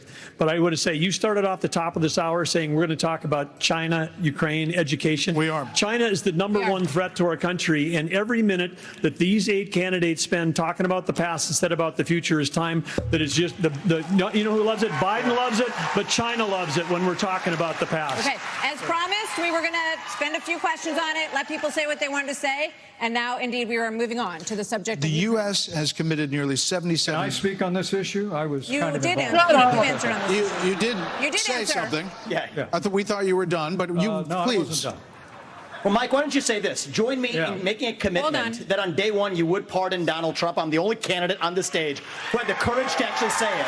That is how we move our nation forward I don't know and why turn the you page assume forward. that That's Donald exactly Trump right. will be convicted of these crimes. You should be able to make a commitment. The same justice system that was this Vivek, corrupt. here's the difference between you and me. Yeah, I'm not a professional politician. That's the difference. Who can answer a question? I've actually given pardons when I was governor of the state of Indiana. It usually follows a finding of guilt and contrition by the individual that's been convicted. So, if I'm president of the United States, we'll give fair consideration to any pardon request. But if I may, you know, it's not about looking back at January 2021. It's about January 20th, 2017. I put my left hand on Ronald Reagan's Bible. I raised my right hand. And I took an oath to support and defend the Constitution of the United States. And it ended with a prayer, so help me God. It was a promise that I made to the American people, but I also made it to my Heavenly Father. Every day for 4 years, I sought to keep that oath. And everyone on this stage needs to make it clear whether or not they'll do the same if they earn this job and the confidence of the American people. Now, look, I've made it clear. I had hoped that the issues surrounding the 2020 election and the controversies around January 6th had not come to this, had not come to criminal proceedings. I would rather they had been resolved by the American people and the American people alone. But no one's above the law, and President Trump is entitled to the presumption of innocence that every American is entitled to, and we will make sure and extend that to him. But the American people deserve to know that the President asked me in his request that I reject or return votes unilaterally, power that no vice president in American history had ever exercised or taken. He asked me to put him over the Constitution. And I chose the Constitution, and I always will. I had no right to overturn the election, and Kamala Harris will have no right to overturn the election when we beat them in 2024. Thank you, Vice President Pence. Now we are moving on to other issues. The U.S. has committed nearly $77 billion in aid to the Ukraine war. The administration is now asking Congress for $24 billion more. Regardless of that, the specifics of that plan, is there anyone on stage who would not support the increase of more funding to Ukraine? We would not support it. Europe needs to step up. I mean, I would have Europe step up and do their job. All right, Mr. Ramaswamy, but you're saying you would not too, Governor DeSantis? I will have Europe pull their weight. Right now, they're not doing that. You would not support and I think we need to do, and I think our support should be contingent on them doing it. And I would have support in China to be able to take China and do what we need to do with China. Mr. Ramaswamy, you would not support an increase of funding to Ukraine? Why? I would not. And I think that this is disastrous, that we are protecting against an invasion across somebody else's border when we should use those same military resources to prevent across the invasion of our own southern border here in the United States of America. We are driving Russia further into China's hands. The Russia-China alliance is the single greatest threat we face. And I find it offensive that we have professional politicians on the stage that will make a pilgrimage to Kyiv, to their Pope, Zelensky, without doing the same thing for people in Maui or the south side of Chicago or Kensington. I think that we have to put the interests of Americans first, secure our own border instead of somebody else's. And the reality is, this is also how we project strength by making America strong at home. All right, we heard the names. Governor Christie first. All right, look, I did go to Ukraine, and I went to Ukraine because I wanted to see for myself what Vladimir Putin's army was doing to the free Ukrainian people. And let me tell you, I want you all to look around this arena tonight and imagine that every one of these seats was filled. And if every one of them was filled, there would still be 2,500 more children outside to make over 20,000 who have been abducted, stolen, ripped from their mothers and fathers, and brought back to Russia to be programmed to fight their own families. They have gouged out people's eyes, cut off their ears, and shot people in the back of the head, men, and then gone into those homes and raped the daughters and the wives who were left as widows and orphans. This is the Vladimir Putin. This is the Vladimir Putin who Donald Trump called brilliant and a genius. If we don't stand up against this type of autocratic killing in the world, we will be next. You were mentioned. Governor Haley. We'll come back. Vice President Pence was mentioned. You get 30 seconds. Yeah, well, let me be clear. Anybody that thinks that we can't solve the problems here in the United States and be the leader of the free world has a pretty small view of the greatest nation on earth. That is incorrect. We can do both, Vivek. We've done both. We've been the leader of the free world and the arsenal of democracy for years. The Reagan Doctrine years ago made it clear. We said, if you're willing to fight the communists on your soil, we'll give you the means to fight them there so our troops don't have to fight them. Vivek, if we do the giveaway that you want to give to Putin to give him his land, it's not going to be too long before he rolls across a NATO border, and frankly, our men and women of our armed forces are going to have to go and fight him. I want to let the Ukrainians fight and drive Putin and the Russians back out into Russia. I want to just briefly address Pence, Vice President Pence. I have a newsflash. The USSR does not exist anymore. It fell back in 1990. Did I say the real threat? You talked about the communists, and the real communists that we have to address right now. Do you not have any idea what Vladimir Putin's aims are? You already spoke. Now I actually have something to say. Vladimir Putin has been saying he wants to reestablish the old Soviet sphere You've made of your point, influence. Vice President. I'm sorry if I insulted him by calling him a communist. He is a dictator and a murderer, and the United States of America needs to stand against authoritarianism. Mr. Ramaswamy, 30 seconds. Respond.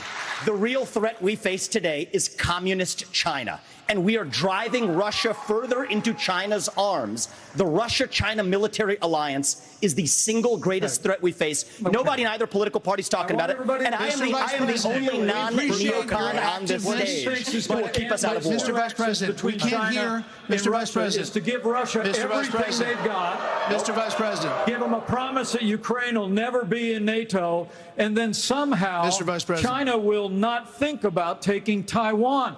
We achieve peace through strength. Mr. Vice and President, America needs to stand for freedom. Okay. Here we go. I think we need to reestablish some ground rules when we folks. hear this bell, yes, that means your time's done. You're done. No. So, Mr. Vice President, we appreciate your aggressiveness here. 30 seconds is 30 seconds. Mr. Ramaswamy, you were mentioned. You get 30 seconds. So the reality is that today, Ukraine is not a priority for the United States of America. And I think that the same people who took us into the Iraq War, the same people who took us into the Vietnam War, you cannot start another no-win war. And I do not want to get to the point where we're sending our military resources abroad when we could be better using them here at home to protect our own borders, protect the homeland. All right. That will be my top priority in foreign policy. I think we gave you protect more than the 30 homeland. seconds in the rebut. So I do want to get to some other people because everybody, we respect everybody's time here. So, Governor Haley, you did not raise your hand, meaning that you would support more funding for the Ukraine war. You have said of Governor DeSantis that you didn't appreciate it when he initially called it a territorial dispute. Why?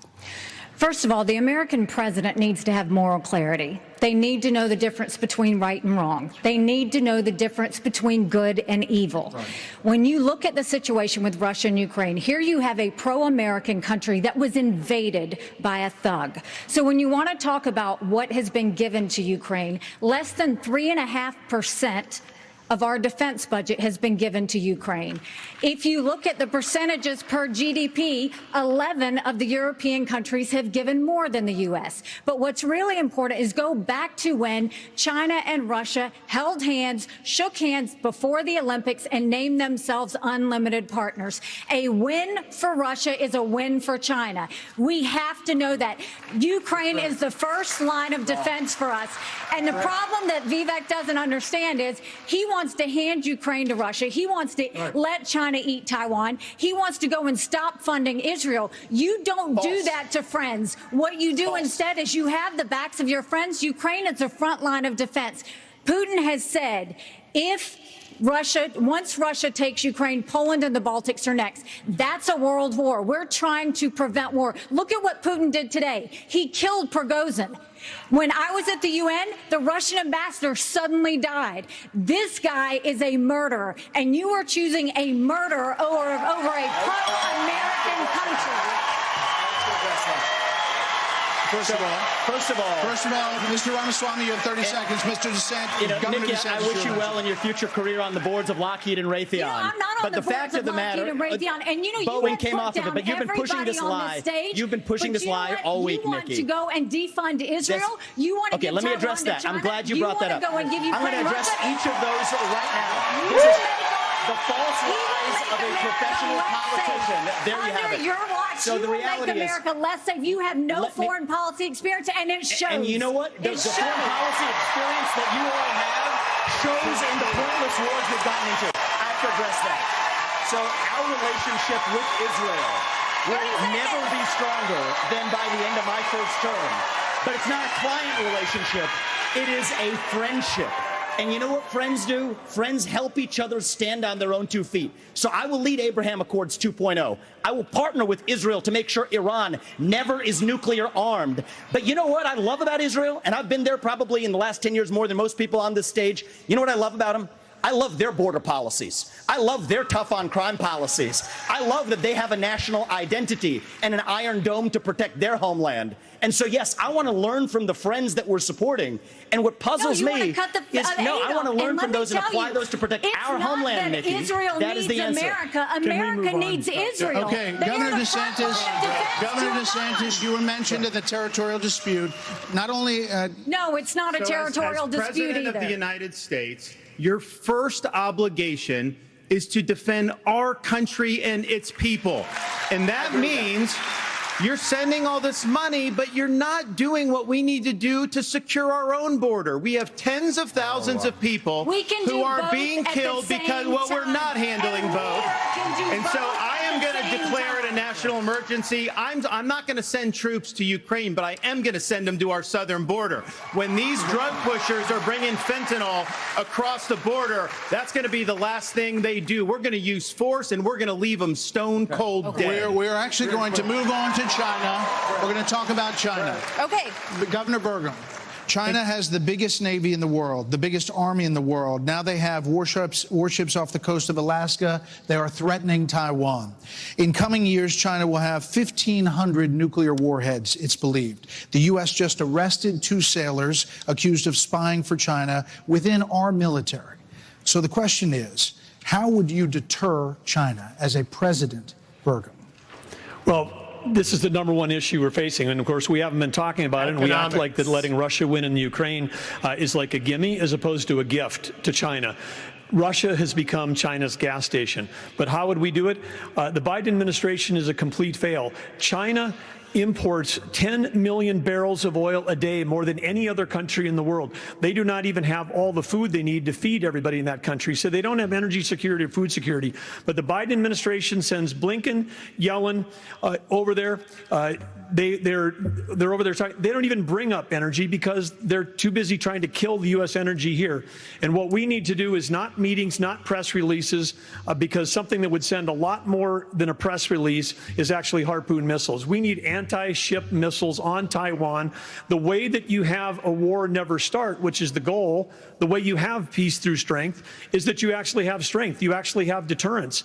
And what we have in what we've got going on in Ukraine is an example of when deterrence fail. What is an example there of Biden's disastrous withdrawal from Afghanistan, the fact that he greenlighted Putin moving into Ukraine, and then now they see weakness, and when they see weakness, they make a move. And we have to be strong, and we have to be strong both in Ukraine, and we can solve the southern border. Absolutely, we can do that, because guess what? There's only 19,855 authorized people for the Border Patrol, but they're not all staff because the Biden administration doesn't enforce law enforcement. But Biden administration wanted to put 87,000 people in the IRS as opposed to giving the money and the support we need to our own Border Patrol. Okay. Senator Scott, on China, that same question. Can I speak about China? Let's fire the 87,000 IRS agents and hire or double the number of Border Patrol agents. I just left Yuma, Arizona about 2 weeks ago. The most pressing need of the American people from a national security standpoint is our southern border. It has led to the death of 70,000 Americans because of fentanyl, plus 6 million illegal crossings since President Biden has taken office, and 200 people on our national security watch list have been caught at our border. How many have not been caught at our southern border? If we just spend $10 billion, we could finish the wall. For $5 billion more, we could have the military-grade technology to surveil our southern border to stop the flow of fentanyl and save 70,000 Americans a year. That should be the priority of this government. And as the next president of the United States, I will make that border wall complete. There are many more questions on China. I do want to ask about. I want to say I couldn't agree more. It's not just the 70,000 from fentanyl. We've lost 200,000 people to overdoses since Biden took office. That's 300 people a day. We're taking mass casualties, and that's a statistic, but these are sons and daughters, nieces and nephews that we're losing. We've got North Dakota troops down there flying night helicopter missions from San Diego to the Gulf Coast, trying to stop these transnational criminal organizations. They've got better funding on their side than we've got on our side. Speaking of which, Governor Hutchinson, images from earlier this month, Governor Hutchinson, with Mexico, Vice President Pence, policy. Images from earlier this month. Vice President Pence, it really doesn't help. I'm asking a question. Earlier this month, images showed suspected cartel members crossing into Texas with rifles. Do you consider this an invasion? Would you authorize lethal force along that border? There would be lethal force used by the Border Patrol, law enforcement as needed to protect the border. Absolutely. When you look at the military has to be used for intelligence gathering purposes. This is not unusual. Whenever I was in the Bush administration, we went down there and met with President Vicente Fox of Mexico and asked his help in going after the cartels. And he looked at me and said, they're a problem to us as well. And so we joined together and we took down the Ariana Felix brothers leading the Tijuana cartel. And that made a difference. Ramon was shot and killed and Ben Amin was captured. Cooperation makes a difference. We cannot be successful going against the cartel unless we bring in Mexico as a partner. We have to use economic pressure to accomplish that. President Obrador has not been helpful, and we have to use economic pressure that this administration is not using. The rule of law has to matter on both sides of it. Okay. This is critical. I've done it. We know what needs to be done. The military has to be limited in its use. When after 9/11, we had the global war on terror, and guess what? We protected the border at the same time. You can do both. Okay, let's go to Governor DeSantis.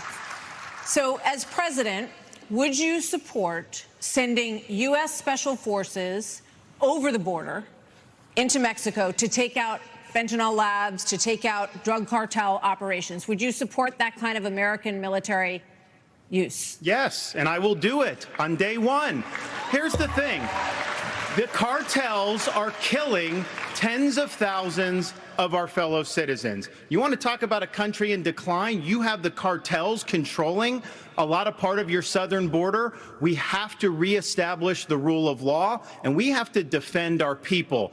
The President of the United States has got to use all available powers as Commander-in-Chief to protect our country and to protect the people. So when they're coming across, yes, we're going to use lethal force. Yes, we reserve the right to operate. How many more tens of thousands are we going to let to die? I am sick. I've met angel moms throughout this country. I met a lady in Texas named Tracy, and her son took one Percocet that was laced with fentanyl, immediately died. That is happening all across this country because of the poison that they are bringing in. So as president, would I use force? Would I treat them as foreign terrorist organizations? You're darn right I would. You know, Vice President Pence, why would you be better at this issue than Governor DeSantis? Governor DeSantis on the campaign trail refers to your administration as not finishing the wall. Right. Look, we secured the southern border of the United States of America and reduced illegal immigration and asylum abuse by 90%. When Joe Biden took over, he threw open the southern border of the United States, and the wave of humanity, the wave of fentanyl that's been eloquently described here is a wave of human tragedy across this country. But Martha, you began this evening talking about who is best prepared to be the next president of the United States. And I have to tell you, with all humility, I was there when we negotiated through the government shutdown and got the funding available to build the wall. I was negotiating on Capitol Hill around the clock. I negotiated the Remain in Mexico policy on behalf of the President of the United States. And Asa, you're so right. It's because we used economic pressure to bring the Mexicans to the table, and they allowed us to have people wait in Mexico while they applied for asylum. It ended asylum abuse overnight. We got the Mexicans to deploy their National Guard to their southern border and to our southern border as never before. And I want to promise you, as President of the United States of America, I will engage Mexico the exact same way, and we will partner with the Mexican military, and we will hunt down and destroy the cartels that are claiming lives in the United States of America. Okay, thank you. Another issue that is related to this is that almost 7 million migrants have crossed this border, our southern border, during the Biden administration. So, Governor Christie, what would you do about the 7 million who are here? How would you handle them? What would you do? Look, Martha, the first thing we need to do is to stop any more from coming. That's the first thing we need to do. Then the next thing we need to do with the folks that are here is to, again, as we've talked about all night tonight, we have to have law and order in this country. We have to enforce the law. And what that means is to make sure that people who come here illegally are not rewarded for being here illegally. We have so many wonderful people from around the world who are waiting in line, following the law to try to come here and pursue the American dream. And those people are waiting and waiting and waiting because we haven't dealt with the problem of the folks who are here. We have to have them detained. We have to make sure that they are not rewarded for having broken the law. And one last thing on this fentanyl issue. With China, we can't take our eye off of that ball. Right. Yes, it's important that we secure the border. Very important, as I just said. But China is sending these chemicals to these drug cartels for them to create the fentanyl that is killing hundreds of thousands of our citizens. The Chinese are engaging in an act of war against us, killing our citizens. We better make that priority one in our conversations with China and to try to straighten that relationship out, because if we don't, we're going to lose more and more of our citizens. I just want to clarify, would you send those people back? Of course. You'd have to. We have a lot of issues that Americans care about. Next up, we're going to talk about the crisis in education, as millions of American children are not proficient in reading or math. After this. God. I tell you right now, I am surprised from what I said prior to this debate, during the kickoff show, the first 30 minutes. I was not expecting Nikki Haley to come out so hard. Nikki Haley is, to me, one of the more impressive people. Vivek Ramaswamy has gotten the crowd behind him. Let's see how it plays come tomorrow. Nikki Haley, though, I think is having one of the stronger performances. By far. Exotic Seal says, Nikki is beasting on these hoes. You don't fuck with a sassy woman. I agree. I agree.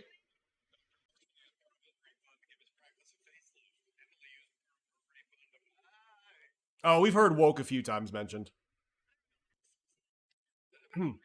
MP Tosca, you owe me an apology. You didn't think Nikki was this good? You doubted you? She's good. I didn't expect this. Strategy-wise, I thought she was going to hold back. She has deeper pockets. Right now, you have 8 people on stage and Trump not on stage. So all she had to do was just last. I didn't think she would try to pull herself up to this degree. Chris Christie is an absolute monster at debate and at the buffet table, right? Vivek, he's done pretty good, but he's been too antagonistic. I think he's made some strategic missteps. I don't know how he's going to poll come tomorrow. All right? I don't know how he's going to poll tomorrow. When that Ukraine exchange happened, it did not seem like the crowd was happy with him. Prior to that, though, I thought he was doing well.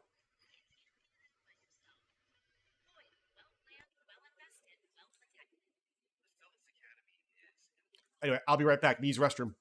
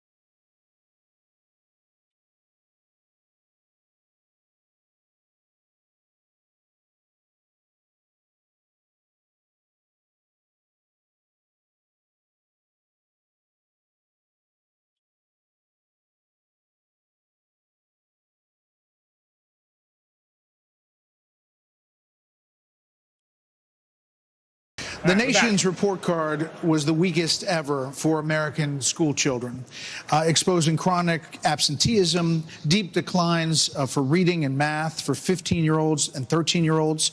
Governor DeSantis, you would eliminate, you said, the Department of Education. But as president, would you still have a responsibility to fix this crisis as we see it? Absolutely. The decline in education is one of the major reasons why our country is in decline. We need education in this country, not indoctrination in this country. And in Florida, we stood up for what was right. First, we had schools open during COVID, and a lot of the problems that we've seen are because these lockdown states lock their kids out of school for a year, year and a half. That was wrong. We stood up. I took a lot of fire for that. I was pilloried by the media, but I stood for our kids. And as president, I'll stand for you and your kids as well. But we have to make sure that what our schools are doing is focusing on solid academics. In Florida, we eliminated critical race theory from our K-12 schools. We eliminated gender ideology from our K-12 schools. And we have elevated the importance of American civics in teaching our kids about the Constitution and the Bill of Rights. As president, I'm going to lead an effort to increase civic understanding and knowledge of our Constitution. We cannot be graduating students that don't have any foundation in what it means to be an American. Mr. Ramaswamy, Mr. Ramaswamy, hold on, Senator Scott. You've said that the Department of Education, the FBI, the ATF, the Nuclear Regulatory Commission, the IRS, the Department of Commerce, many of these should not exist. That's correct. So to the education question, how would you deal with the crisis? So look, we have a crisis of achievement. Let's shut down the head of the snake, the Department of Education. Take that $80 billion, put it in the hands of parents across this country. This is the civil rights issue of our time. Allow any parent to choose where they send their kids to school. End the teachers' unions at the local level to allow public schools to compete. And then revive our national identity where every high school senior should have to pass the same civics test that, frankly, every immigrant, including my mother, had to pass in order to become a citizen of this country. And the fact of the matter is, look, there's a part of education policy that also rests with the family. I didn't grow up in money, but you know the word privilege gets used a lot? Well, you know what? I did have the ultimate privilege of two parents in the house with a focus on educational achievement. And I want every kid to enjoy that. So part of the problem is we also have a federal government that pays single women more not to have a man in the house than to have a man in the house, contributing to an epidemic of fatherlessness. And I think that goes hand in glove with the education crisis as well, because we have to remember education starts with the family, and the nuclear family is the greatest form of governance known to mankind. Okay. So, Governor Burgum, Governor Haley has said that biological boys playing in girls' sports is the women's issue of our time. You said that even though you signed a ban on this in North Dakota, that there hadn't been one instance where it was actually needed.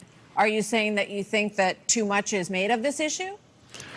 No, I'm saying in North Dakota, we made a priority of protecting women's sports, and we've done that in our state. But I would absolutely do that. But I do think when we start talking about education and we think that we're going to have a federal government one size fits all, we're just completely losing track of the fact that education differs by states. Some school districts are doing a fantastic job, some less so. But the idea that every school district in the state and every teacher is somehow indoctrinating people is just false. You know, when I was building a company from scratch, you know, with small town kids, and we went, you know, grew up in a town of 300, but we built a global company in 132 countries with over 100,000 customers. We listened to those customers. We spent time with them. We talked to them. We did that. And as governor, well, education is one of the biggest part of a state budget. So as a governor, I shadow a student. I don't, the night before I find out the student finds out, I'm going to go to every class with them. I don't sit and lecture school districts how to do it. I go and see the experience. And there's a lot of things that have to change. But what needs to change in education is it's innovation. We're doing it the same way we did it 50 years ago with innovation, not regulation. I would get rid of the Department of Education. I would give block grants to schools, but I'd give them on merit based on who's doing the most innovative. I just got done holding the 7th annual Governor's Conference on Innovation Education. You should see what the people are doing when you cut loose the red tape, get the burden off their back. They care. Teachers in this country, the vast majority of them care about those kids. They're working in low-paying jobs, and they're fighting for those kids and their families. Governor Haley, you said that this is the women's issue of our time. First, I'll tell you, as you know, as a parent, the one thing you want is for your child to have a better life than you did. And we can talk about all of these things, and there's a lot of crazy woke things happening in schools, but we've got to get these kids reading. If a child can't read by 3rd grade, they're 4 times less likely to graduate high school. So we need to make sure we bring in reading remediation all over this country. We need transparency in the classroom because parents should never have to wonder what's being said or taught to their children in the classroom.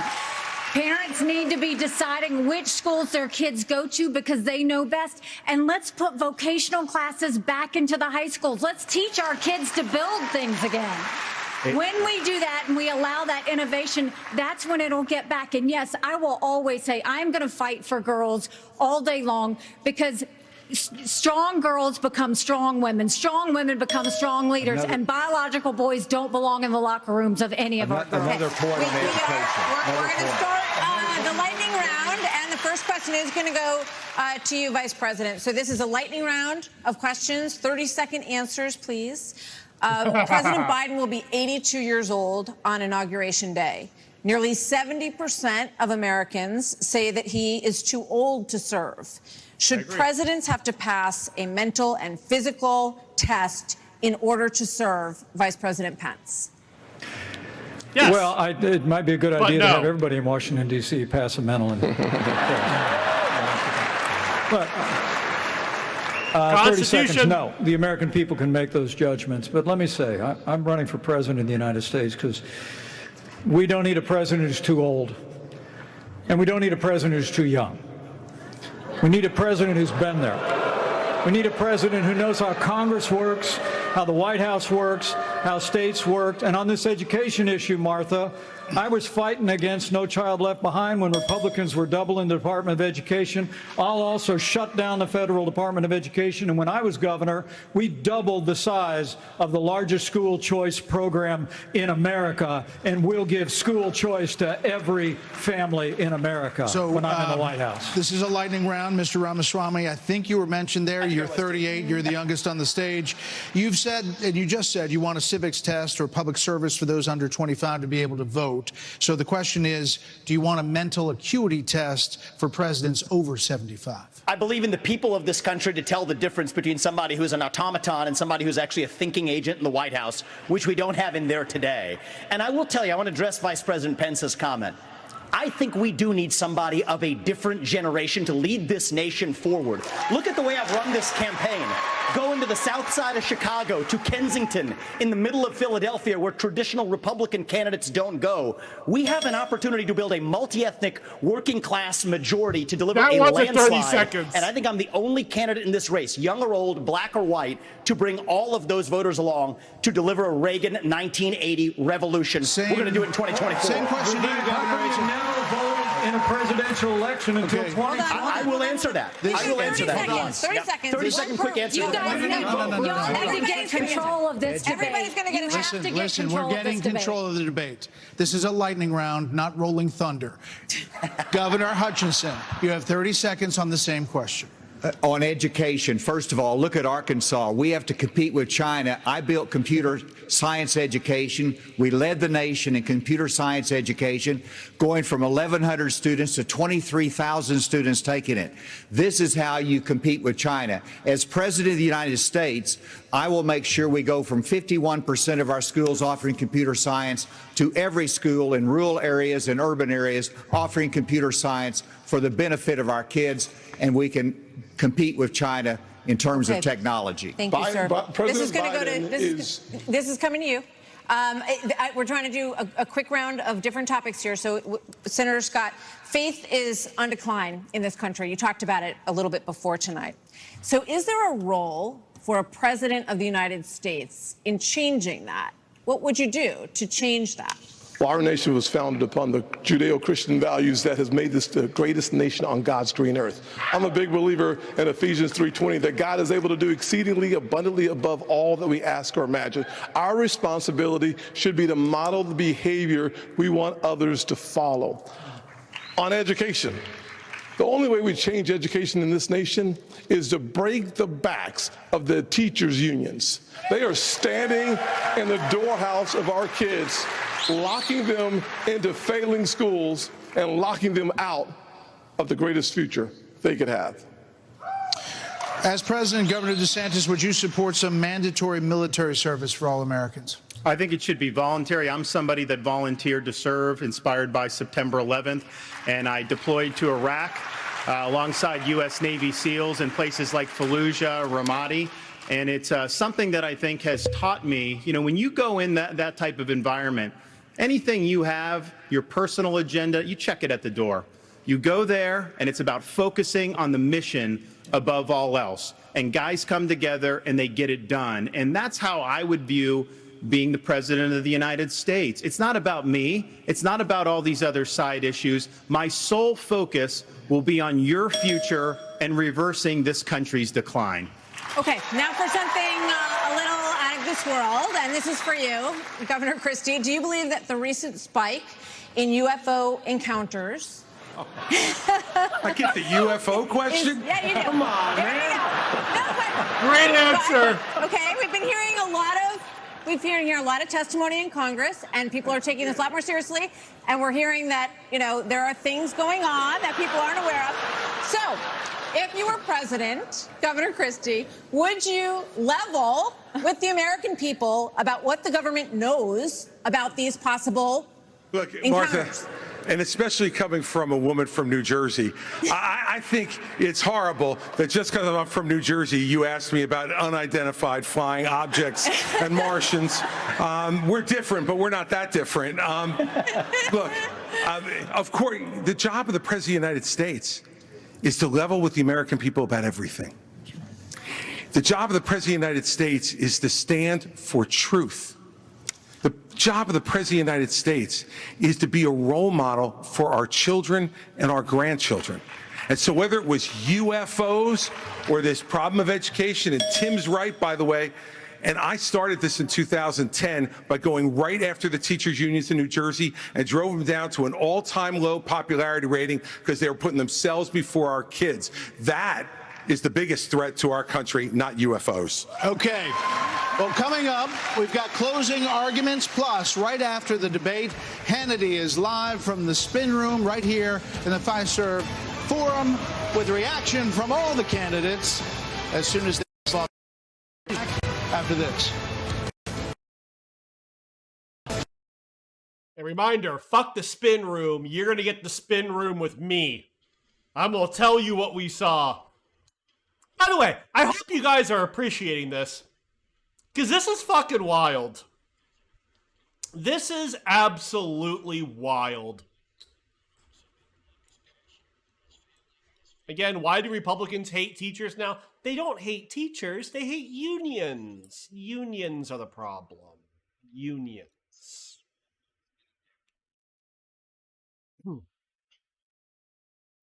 Big Dumb Investor says, I need to politic more. I didn't know teachers were the real dicks. Break their backs. Make them humble. And Pitoska, you're asking the $1 million question. We hate teachers unions, but not police unions? Ooh, we know. Backdoor Bob makes a good point. You're glad not too much Trump stuff. I actually agree. They had one question going around about Trump.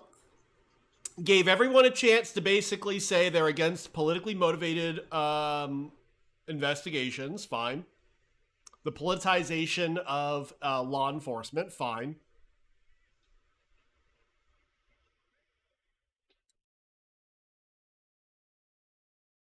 Am I drunk enough to flash a nipple yet?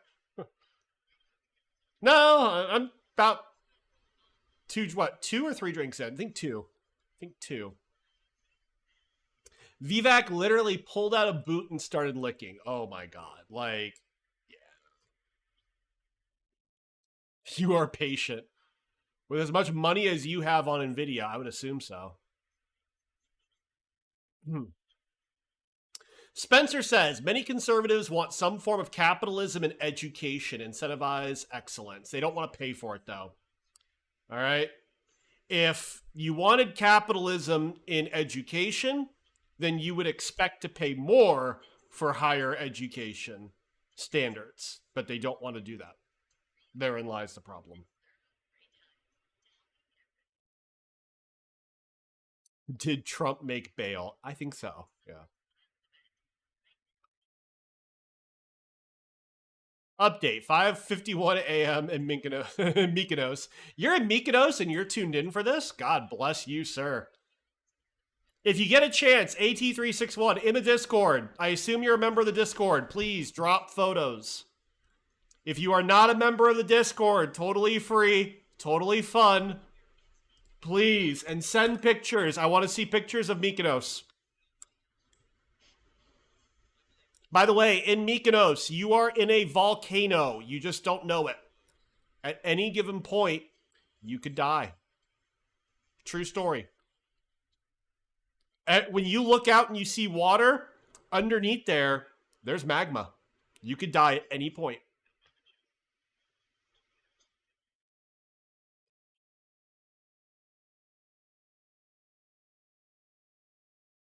Frame it so your dick is erupting out the volcano. No, don't. Everyone wants more for schools, but votes down any tax increase. Agreed. Yep. Sorry, California. That comment should hurt you the most.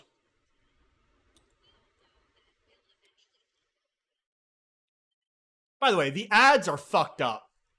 You can tell Fox News knows their audience pretty well. It's homeschool, gold coins, and in this case, trust and wills. Wins big with NVIDIA, gets wrecked by volcano. Yes. Yes. As of now, going into the final comments, Jay's winners tonight. I'm calling it now. Ron DeSantis, he did not fuck up, not once, and he avoided getting attacked. Nikki Haley did very well, very well. Vivek will be the ultimate wild card. I don't know how he polls after tonight. What the fuck? What the fuck is this?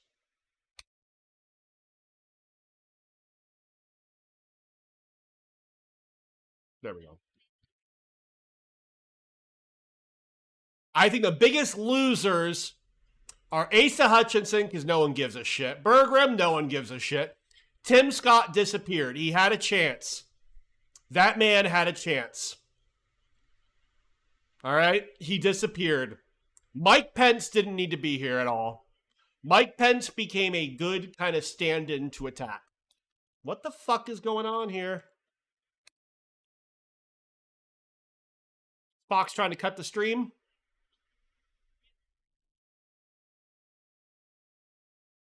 Vivek is unlikable for what he says. I don't think he believes it. I will maintain that viewpoint. I am pretty sure that if you get Vivek, into the back room and get a blunt in him, he's probably fun. All right, here we go. Small town. My dad died when I was a freshman in high school. My mom, widow of 3, went back to work. Every job I had growing up was one where I took a shower at the end of the day, not at the beginning of the day. Our cities are less safe because of the fentanyl pouring into this country. Our economy is being crushed by Biden's energy policies, which are raising the cost of every product you buy, not just the gasoline at the pump. One thing that I'll do as president, I'll secure the border. I'll get this economy sprinting, not crawling like it is right now. And I would say that other thing is for sure, when I'm on a horseback in the Badlands of North Dakota, it looks like the horizon is just limitless. And when you can almost see beyond that horizon, you can see that this great country, our future is unlimited. But we've got to focus on innovation, not regulation. We've got to cut the red tape. We've got to drive ourselves forward. The way we win the Cold War with China is by growing our economy and through innovation. And as president, I will bring out the best of America. I will improve every American life. Well, we hope you're back on your horse soon, Governor. Governor Hutchinson. Our nation is in trouble. And it's in trouble because of failed leadership. And the solution is not 4 more years of Joseph Biden. The solution is not 4 more years of Donald Trump. The solution is new leadership that can bring bold ideas to America and to bring out the best of America. A president's #1 responsibility is to bring out the best of our people. That's what Ronald Reagan did. And he did it with optimism and hope for our country, with a consistent conservatism. That's exactly what I bring. As president, I'll bring out the best of America in terms of individual responsibility, building our economy, in terms of securing our border, enforcing the rule of law. I'll bring out the best of America in terms of our national character, our faith, and our hope for the future. Join in this fight, asa2024.com. Thank you. Senator Scott. Thank you. I was a disillusioned young man growing up in a single-parent household mired in poverty. I wondered if the American dream was real for a kid like me. I can stand before you today and say the dream is alive, it is well, and it is healthy. I have the good fortune of a mom who works 16-hour days, making sure we have food on our tables. She taught me that if you're able-bodied in America, you work. If you take out a loan, you pay it back. If you commit a violent crime, you go to jail. And if God made you a man, you play sports against men. I'm Tim Scott. I'm asking you for your vote, and if you're in Iowa, I'm asking you to caucus for me. You can go to votetimscott.com for more information or to make a contribution. Governor Christie. Thank you, Brett. Thank you, Martha. Look, everybody on this stage wants to be the next president of the United States. And the only way that's going to happen is if we beat Joe Biden. I'm the only one on this stage who's ever beaten a Democratic incumbent in an election. I did it in a deep blue state, being outspent 3-1. Beating a Democratic incumbent is not easy. The last Democratic incumbent president who was defeated was Jimmy Carter. And he was defeated by a conservative governor from a blue state who knew how to get results, who stood for the truth, who cared about accountability, and stood strong and hard against waste. Those are the very things that I did in my 8 years as governor of New Jersey, and it's exactly what I'll do as president of the United States. Believe me, the Democrats want some other nominee who's never beaten a Democratic incumbent. I'm the one who can win this race, and if you give me the chance, I will restore our country by winning it. Thank you. Governor Haley. Several weeks ago, I dropped my husband, Michael, a combat veteran from Afghanistan, off at 4 a.m. for another year-long deployment. I watched him and 230 soldiers pick up their 2 duffel bags of belongings to go to a country they had never been, all in the name of protecting America. If they are willing to protect us from there, we should be willing to fight for America here. I will beat Joe Biden, and he knows that. I will strengthen our economy, and we'll bring this inflation down. We will put transparency in the classroom. We will secure our borders. We will have the backs of our law enforcement, and we will make sure we have a strong national security. And once again, we will make sure we have an America that is strong and proud. We have a country to save. Join us. Go to NikkiHaley.com, and let's get it done. Vice President Pence. Thank you, Brad and Martha, for this evening. It's an honor to be here. Joe Biden has weakened America at home and abroad. The disastrous withdrawal from Afghanistan, their war on energy, runaway spending that launched the worst inflation in 40 years, a crisis at our southern border, an assault on our values and liberties, and the American people have had enough. But I know we can bring it back. But different times call for different leadership. The Republican Party owes the American people a choice. Proven leadership at the national level that knows how to move a conservative agenda forward. We proved in the Trump-Pence years you can turn this country around faster than you can imagine. And I have faith we will again. Because I have faith in the American people, the good, decent, hardworking, faith-filled, idealistic people of this country. And I have faith that God is not done with America yet. And if we will renew our faith in one another and renew our faith in Him who has ever guided this nation since we arrived on these wilderness shores, I know the best days for the greatest nation on earth are yet to come. Thank you. Mr. Ramaswamy. I was born in 1985, and I grew up into a generation where we were taught to celebrate our diversity and our differences so much that we forgot all of the ways we are really just the same as Americans, bound by a common set of ideals that set this nation into motion in 1776. And this is our moment to revive those common ideals. God is real. There are 2 genders. Fossil fuels are a requirement for human prosperity. Reverse racism is racism. An open border is not a border. Parents determine the education of their children. The nuclear family is the greatest form of governance known to man. Capitalism lifts us up from poverty. There are 3 branches of government, not 4. And the U.S. Constitution, it is Longest guarantor of freedom in human history. That is what won us the American Revolution. That is what will win us the revolution of 2024. Thanks for letting me introduce myself tonight. Thank you. Governor DeSantis.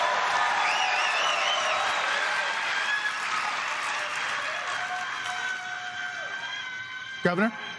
This is our time Woman, for shut the choosing. fuck up. We will send Joe Biden back to his basement, and we will reverse the decline of this country. I'm a blue-collar kid. I work minimum wage jobs to be able to make ends meet. I understand the importance of the American dream, and I know how that's slipped away from so many millions of Americans. We'll restore it.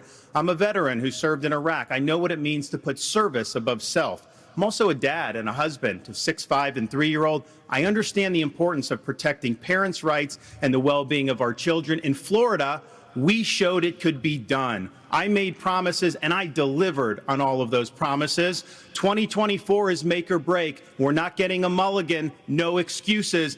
I will get the job done, and as your president, I will not let you down. God bless you all.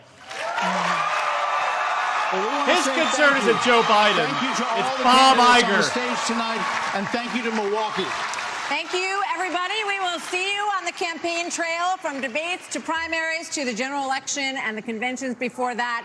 Thanks for joining us. Sean Hannity from the Spin Room starts right now. Take it away, Sean. Take it away, Sean. Take it away, Jay. Happy to, Maria. That's her fucking name. Wow. Well, thank you all for joining me tonight. Because I was going to watch this shit anyway. All right? I was going to watch it. I was going to drink a lot. I was going to beat up on Hershey. Because he deserves it. Trust me. Trust me. All right? But this was interesting. This was interesting. The biggest unknown to me is how Ramaswamy came across. I don't think he came across as negative as some of us might be expecting. All right? I don't. All right? To me, the biggest winners that I know for a fact, like when you see the political pundits, the people that professionally do shit, mark my words, they will tell you the two winners definitely were Ron DeSantis and Nikki Haley. All right? Ron DeSantis did not even speak much. And yet, he didn't fuck up. He didn't get attacked. All right? That's fine. Nikki Haley came across strong. She didn't really need, she has deeper pockets. She could have just, quote, outlasted people. I think she came out strong. Nikki Haley was impressive. All right? Nikki Haley was very, very impressive. Ramaswamy is Trump Jr. That's the best way to describe him. He made a lot of shocking comments. You guys got to understand, okay? Ramaswamy coming into this, all right, was a guy who said that if you were not 25 years old, you should not be allowed to vote. He wanted to restrict the voting age. He's made comments about breaking up FBI, Department of Justice, Department of Homeland Security, etc. He's made all sorts of crazy comments that was pretty good probably when you're trying to appeal to a very fringe audience, right? But it's interesting to hear how it comes across. He got attacked hard when he basically called everyone on stage bought and paid for. And I don't know how that's going to work out for him. I actually think he did better than I've probably given him credit for. Honestly. I'd listened to him before, yeah. And again, I don't believe he believes the shit he's saying. I think, believe it or not, I'm going to make a very bold statement right now. Vivek Ramaswamy, I know a lot of people are saying he's running to be vice president. I don't disagree with that viewpoint. If he became president, mark my words, he is a lot more centrist than you think. The shit he's talking right now, he doesn't believe in. He doesn't believe in.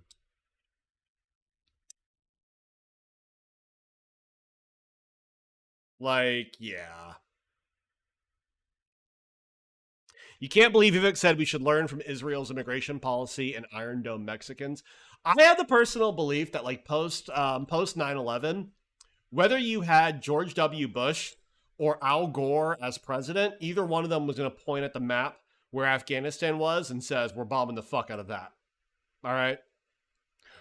Whether you had President Barack Obama or John McCain in 2009, when it came time to sign TARP 2.0, when it came time to bail out the automotive industry, both of them would have done it. There's certain things that when you became president of the United States, your political affiliation changes, and essentially you go with then what the smart people in the room are telling you. I think Vivek Ramaswamy will have that situation.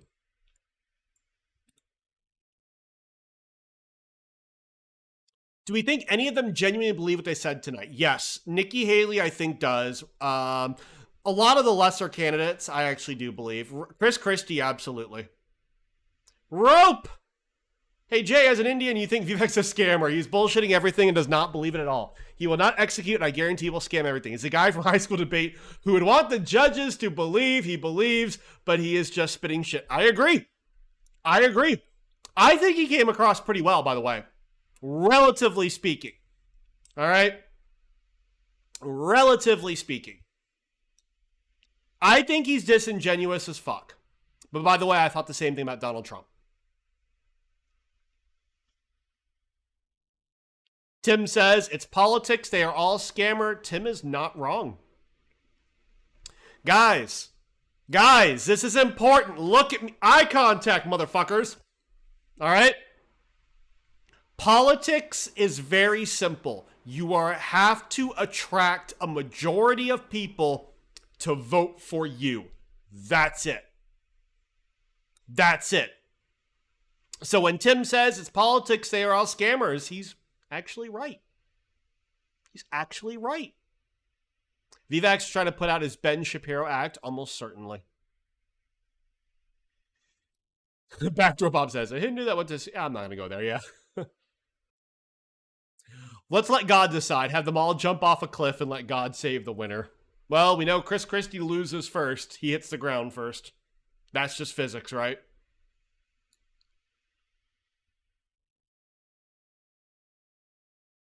But one thing that I will sit there and say, and I hope you guys appreciate this, all right?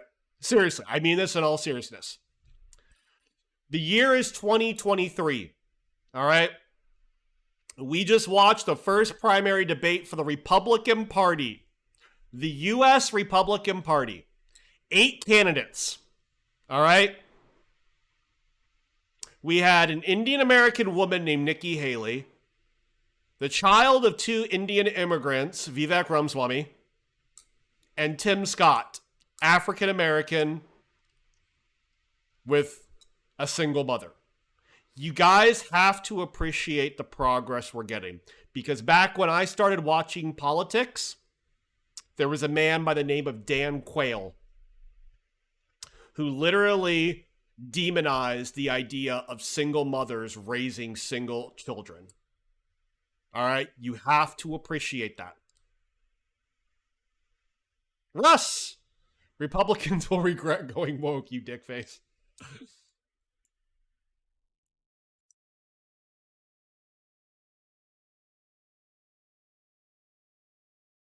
Tim Scott wrecked the View. Maybe. Potato with an E. I remember that. Never forget, by the way. Never forget. All right, Dan Quayle picked a fight with a fictional TV character by the name of Murphy Brown for his hatred of single mothers, okay? Yeah, I remember that shit. Yes, Dan Quayle is the one who couldn't spell potato. Yep. That was the era of politics I first learned about.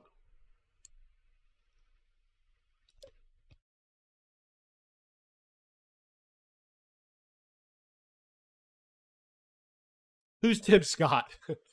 He's the one with no eyebrows, right? God, you guys in your eyebrows comments. Back when I started watching politics, know what Ben Franklin was like in real life. Shit, don't fuck with me. I remember when Bill Clinton showed up on a program by a little enterprising TV station called MTV called Rock the Vote. and played the saxophone. All right? And one of the big things was taking questions from kids, and they asked them boxers or briefs. All right? It's a different era. It's a different era. Dan Quayle was absolutely a fucking moron. I called it a program. I did.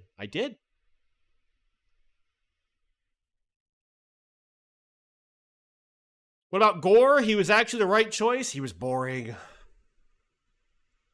Guac overload. Take my word for this, okay? The problem with Al Gore was he was trying to backfill Bill Clinton. Bill Clinton was generational in terms of his charisma. All right? Al Gore was a nerd. And he went up against George W. Bush. And despite what you guys might remember, George W. Bush, in terms of what they call retail politics, the ability to go into a room full of people and just entertain, talk, and be likable, George W. Bush, if you took him away from a microphone, apparently was very magnetic.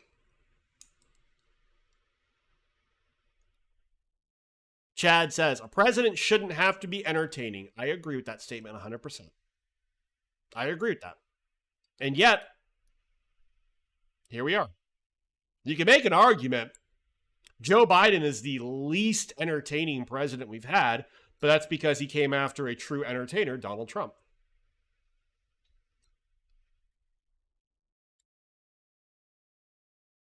Gore is actually pretty smart. Absolutely. He was. By the way, I thought George W. Bush was smart. He just wasn't the same type of smart.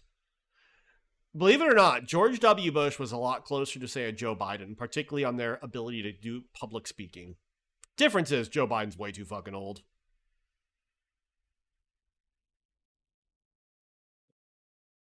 Ralph Nader didn't Gore. I don't remember it that way. Ralph Nader may have had an impact, but I don't feel that was the case.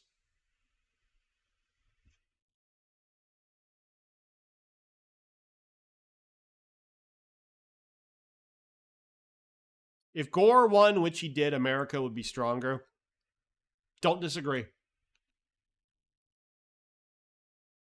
I do not disagree. George W. Bush, particularly the invasion of Iraq, was a disaster. It really was. And it's not even like the worst part was the invasion of Iraq. You could still sit there and invade Iraq and take out Saddam Hussein, but then the decisions that his administration made, he was hoodwinked by the neocons, Rumsfeld, Cheney, Wolfowitz, all that group made him think it would be cheap, easy, particularly a certain man who does not get nearly enough shit, Paul Bremer. Paul Bremer is one of the most influential people in U.S. history, but people don't even remember him. He ran the occupation of Iraq, and he made the decision around de-Baathification. And it was a terrible decision. It led to the creation of ISIS. ISIS.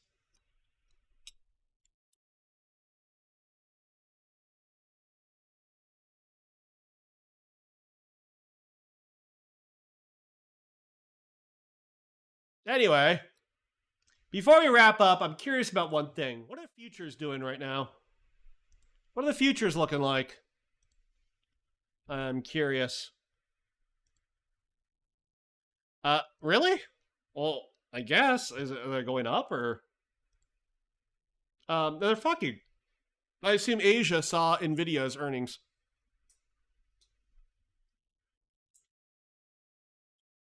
Yeah. Rest assured, tomorrow we will talk all about Nvidia's earnings. I was fucking blown away. After the stream, I read as much information as put out. I read their release, and flat out. All right, I don't care what you think about the valuation of Nvidia. You have to ask yourself one question. Is it possible that no matter how much a stock is overvalued, they could give you business news that justifies the stock to go up even further? If there is, what would it take? Nvidia I think, hit that category. I was shocked. I was absolutely shocked. Oh, I'm going to shit on Bears, absolutely. I've already seen some stupid fucking comments on FinTwit. FinTwit has lost their goddamn mind. FinTwit has lost their goddamn mind. Guac asks, how the fuck is that possible, especially at TSMC reporting? TSMC was down on the weakness of mobile phones, not AI, not high-performance computing chips. Their N4 lines refilled. Otherwise, they would have guided down a lot more. And I told you guys this with all due respect. All right? I told everyone not to use TSMC's earnings as an indictment on NVIDIA.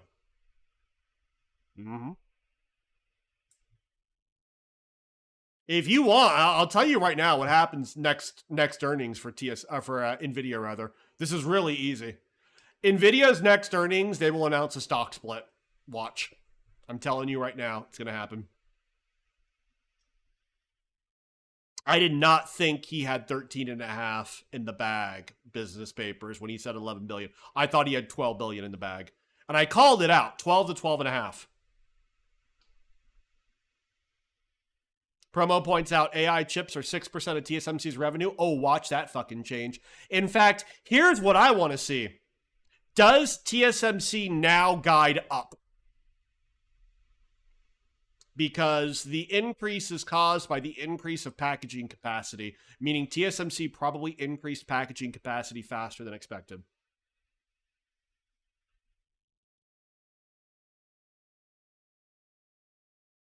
Their earnings, guys, were absolutely insane. Market rug pull tomorrow could be Friday. Friday we get Jackson Hole. Remember that? Remember that? The Majestic, this is a good question. And believe it or not, I actually covered this about over a year ago. It's not a stupid question at all. Why isn't TSMC raising prices higher? First of all, they have continued to increase prices on leading edge chips, on leading edge fabrication. So they already have been, believe it or not. But 2 years ago, there was a big earnings dilemma faced by TSMC because analysts were calling out. This is 2021, by the way, third quarter, when TSMC shocked people the first time. What happened was NVIDIA kept having these 64% gross margins, and the concern was TSMC was about to dip under 50%, right? And the analysts kept saying, how come all your clients are making all this huge margin, but you guys keep spending a lot on capital, equipment costs, CapEx, and your margins are going down? TSMC took that to heart. They started increasing prices. And now TSMC has, believe it or not, very high gross margins for them. Not as much as NVIDIA, but they're not fabless.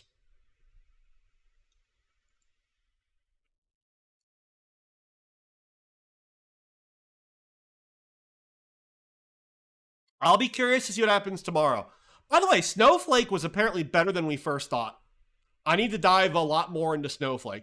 Snowflake made some comments on earnings. Well, shit, let me show you the chart real quick since we're already up.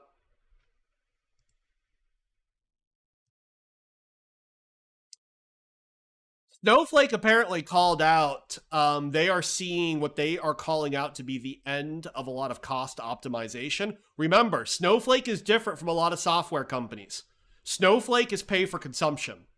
So they have shit visibility. But they were still able to talk about, in terms of new customer deployments, how they saw an uptick. And if that's the case, Snowflake's probably getting rewarded tomorrow. That's where you could see in their earnings call, they went up.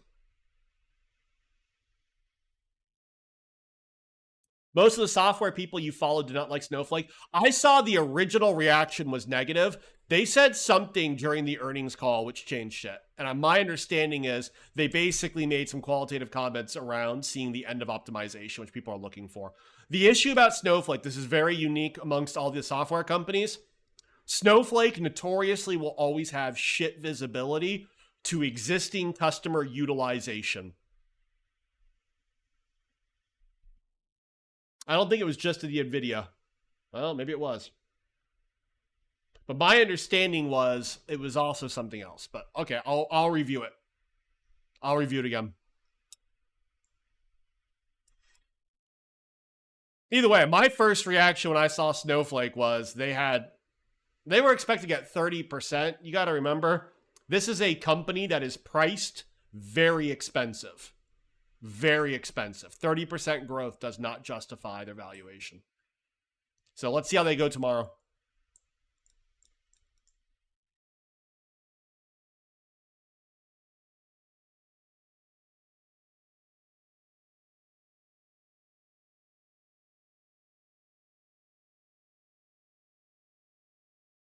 Dude, kid, there's no problem not playing NVIDIA. Don't worry. SMCI was the play. Oh, just wait for TSMC. By the way, I assume TSMC is fucking right now in Taiwan's open. So, in Taiwan's market.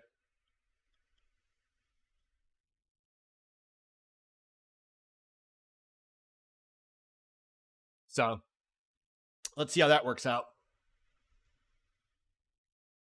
Anyway, guys, thank you very much for tuning in tonight for this special programming. We will be streaming all of the debates because I'm going to watch them anyway. So if people want to watch them with me, that's fine. Let me turn back on. In this case, turn off chat subscriber only. Anyway, guys, it's been a pleasure. Thank you very much. And I will catch you all tomorrow. Peace.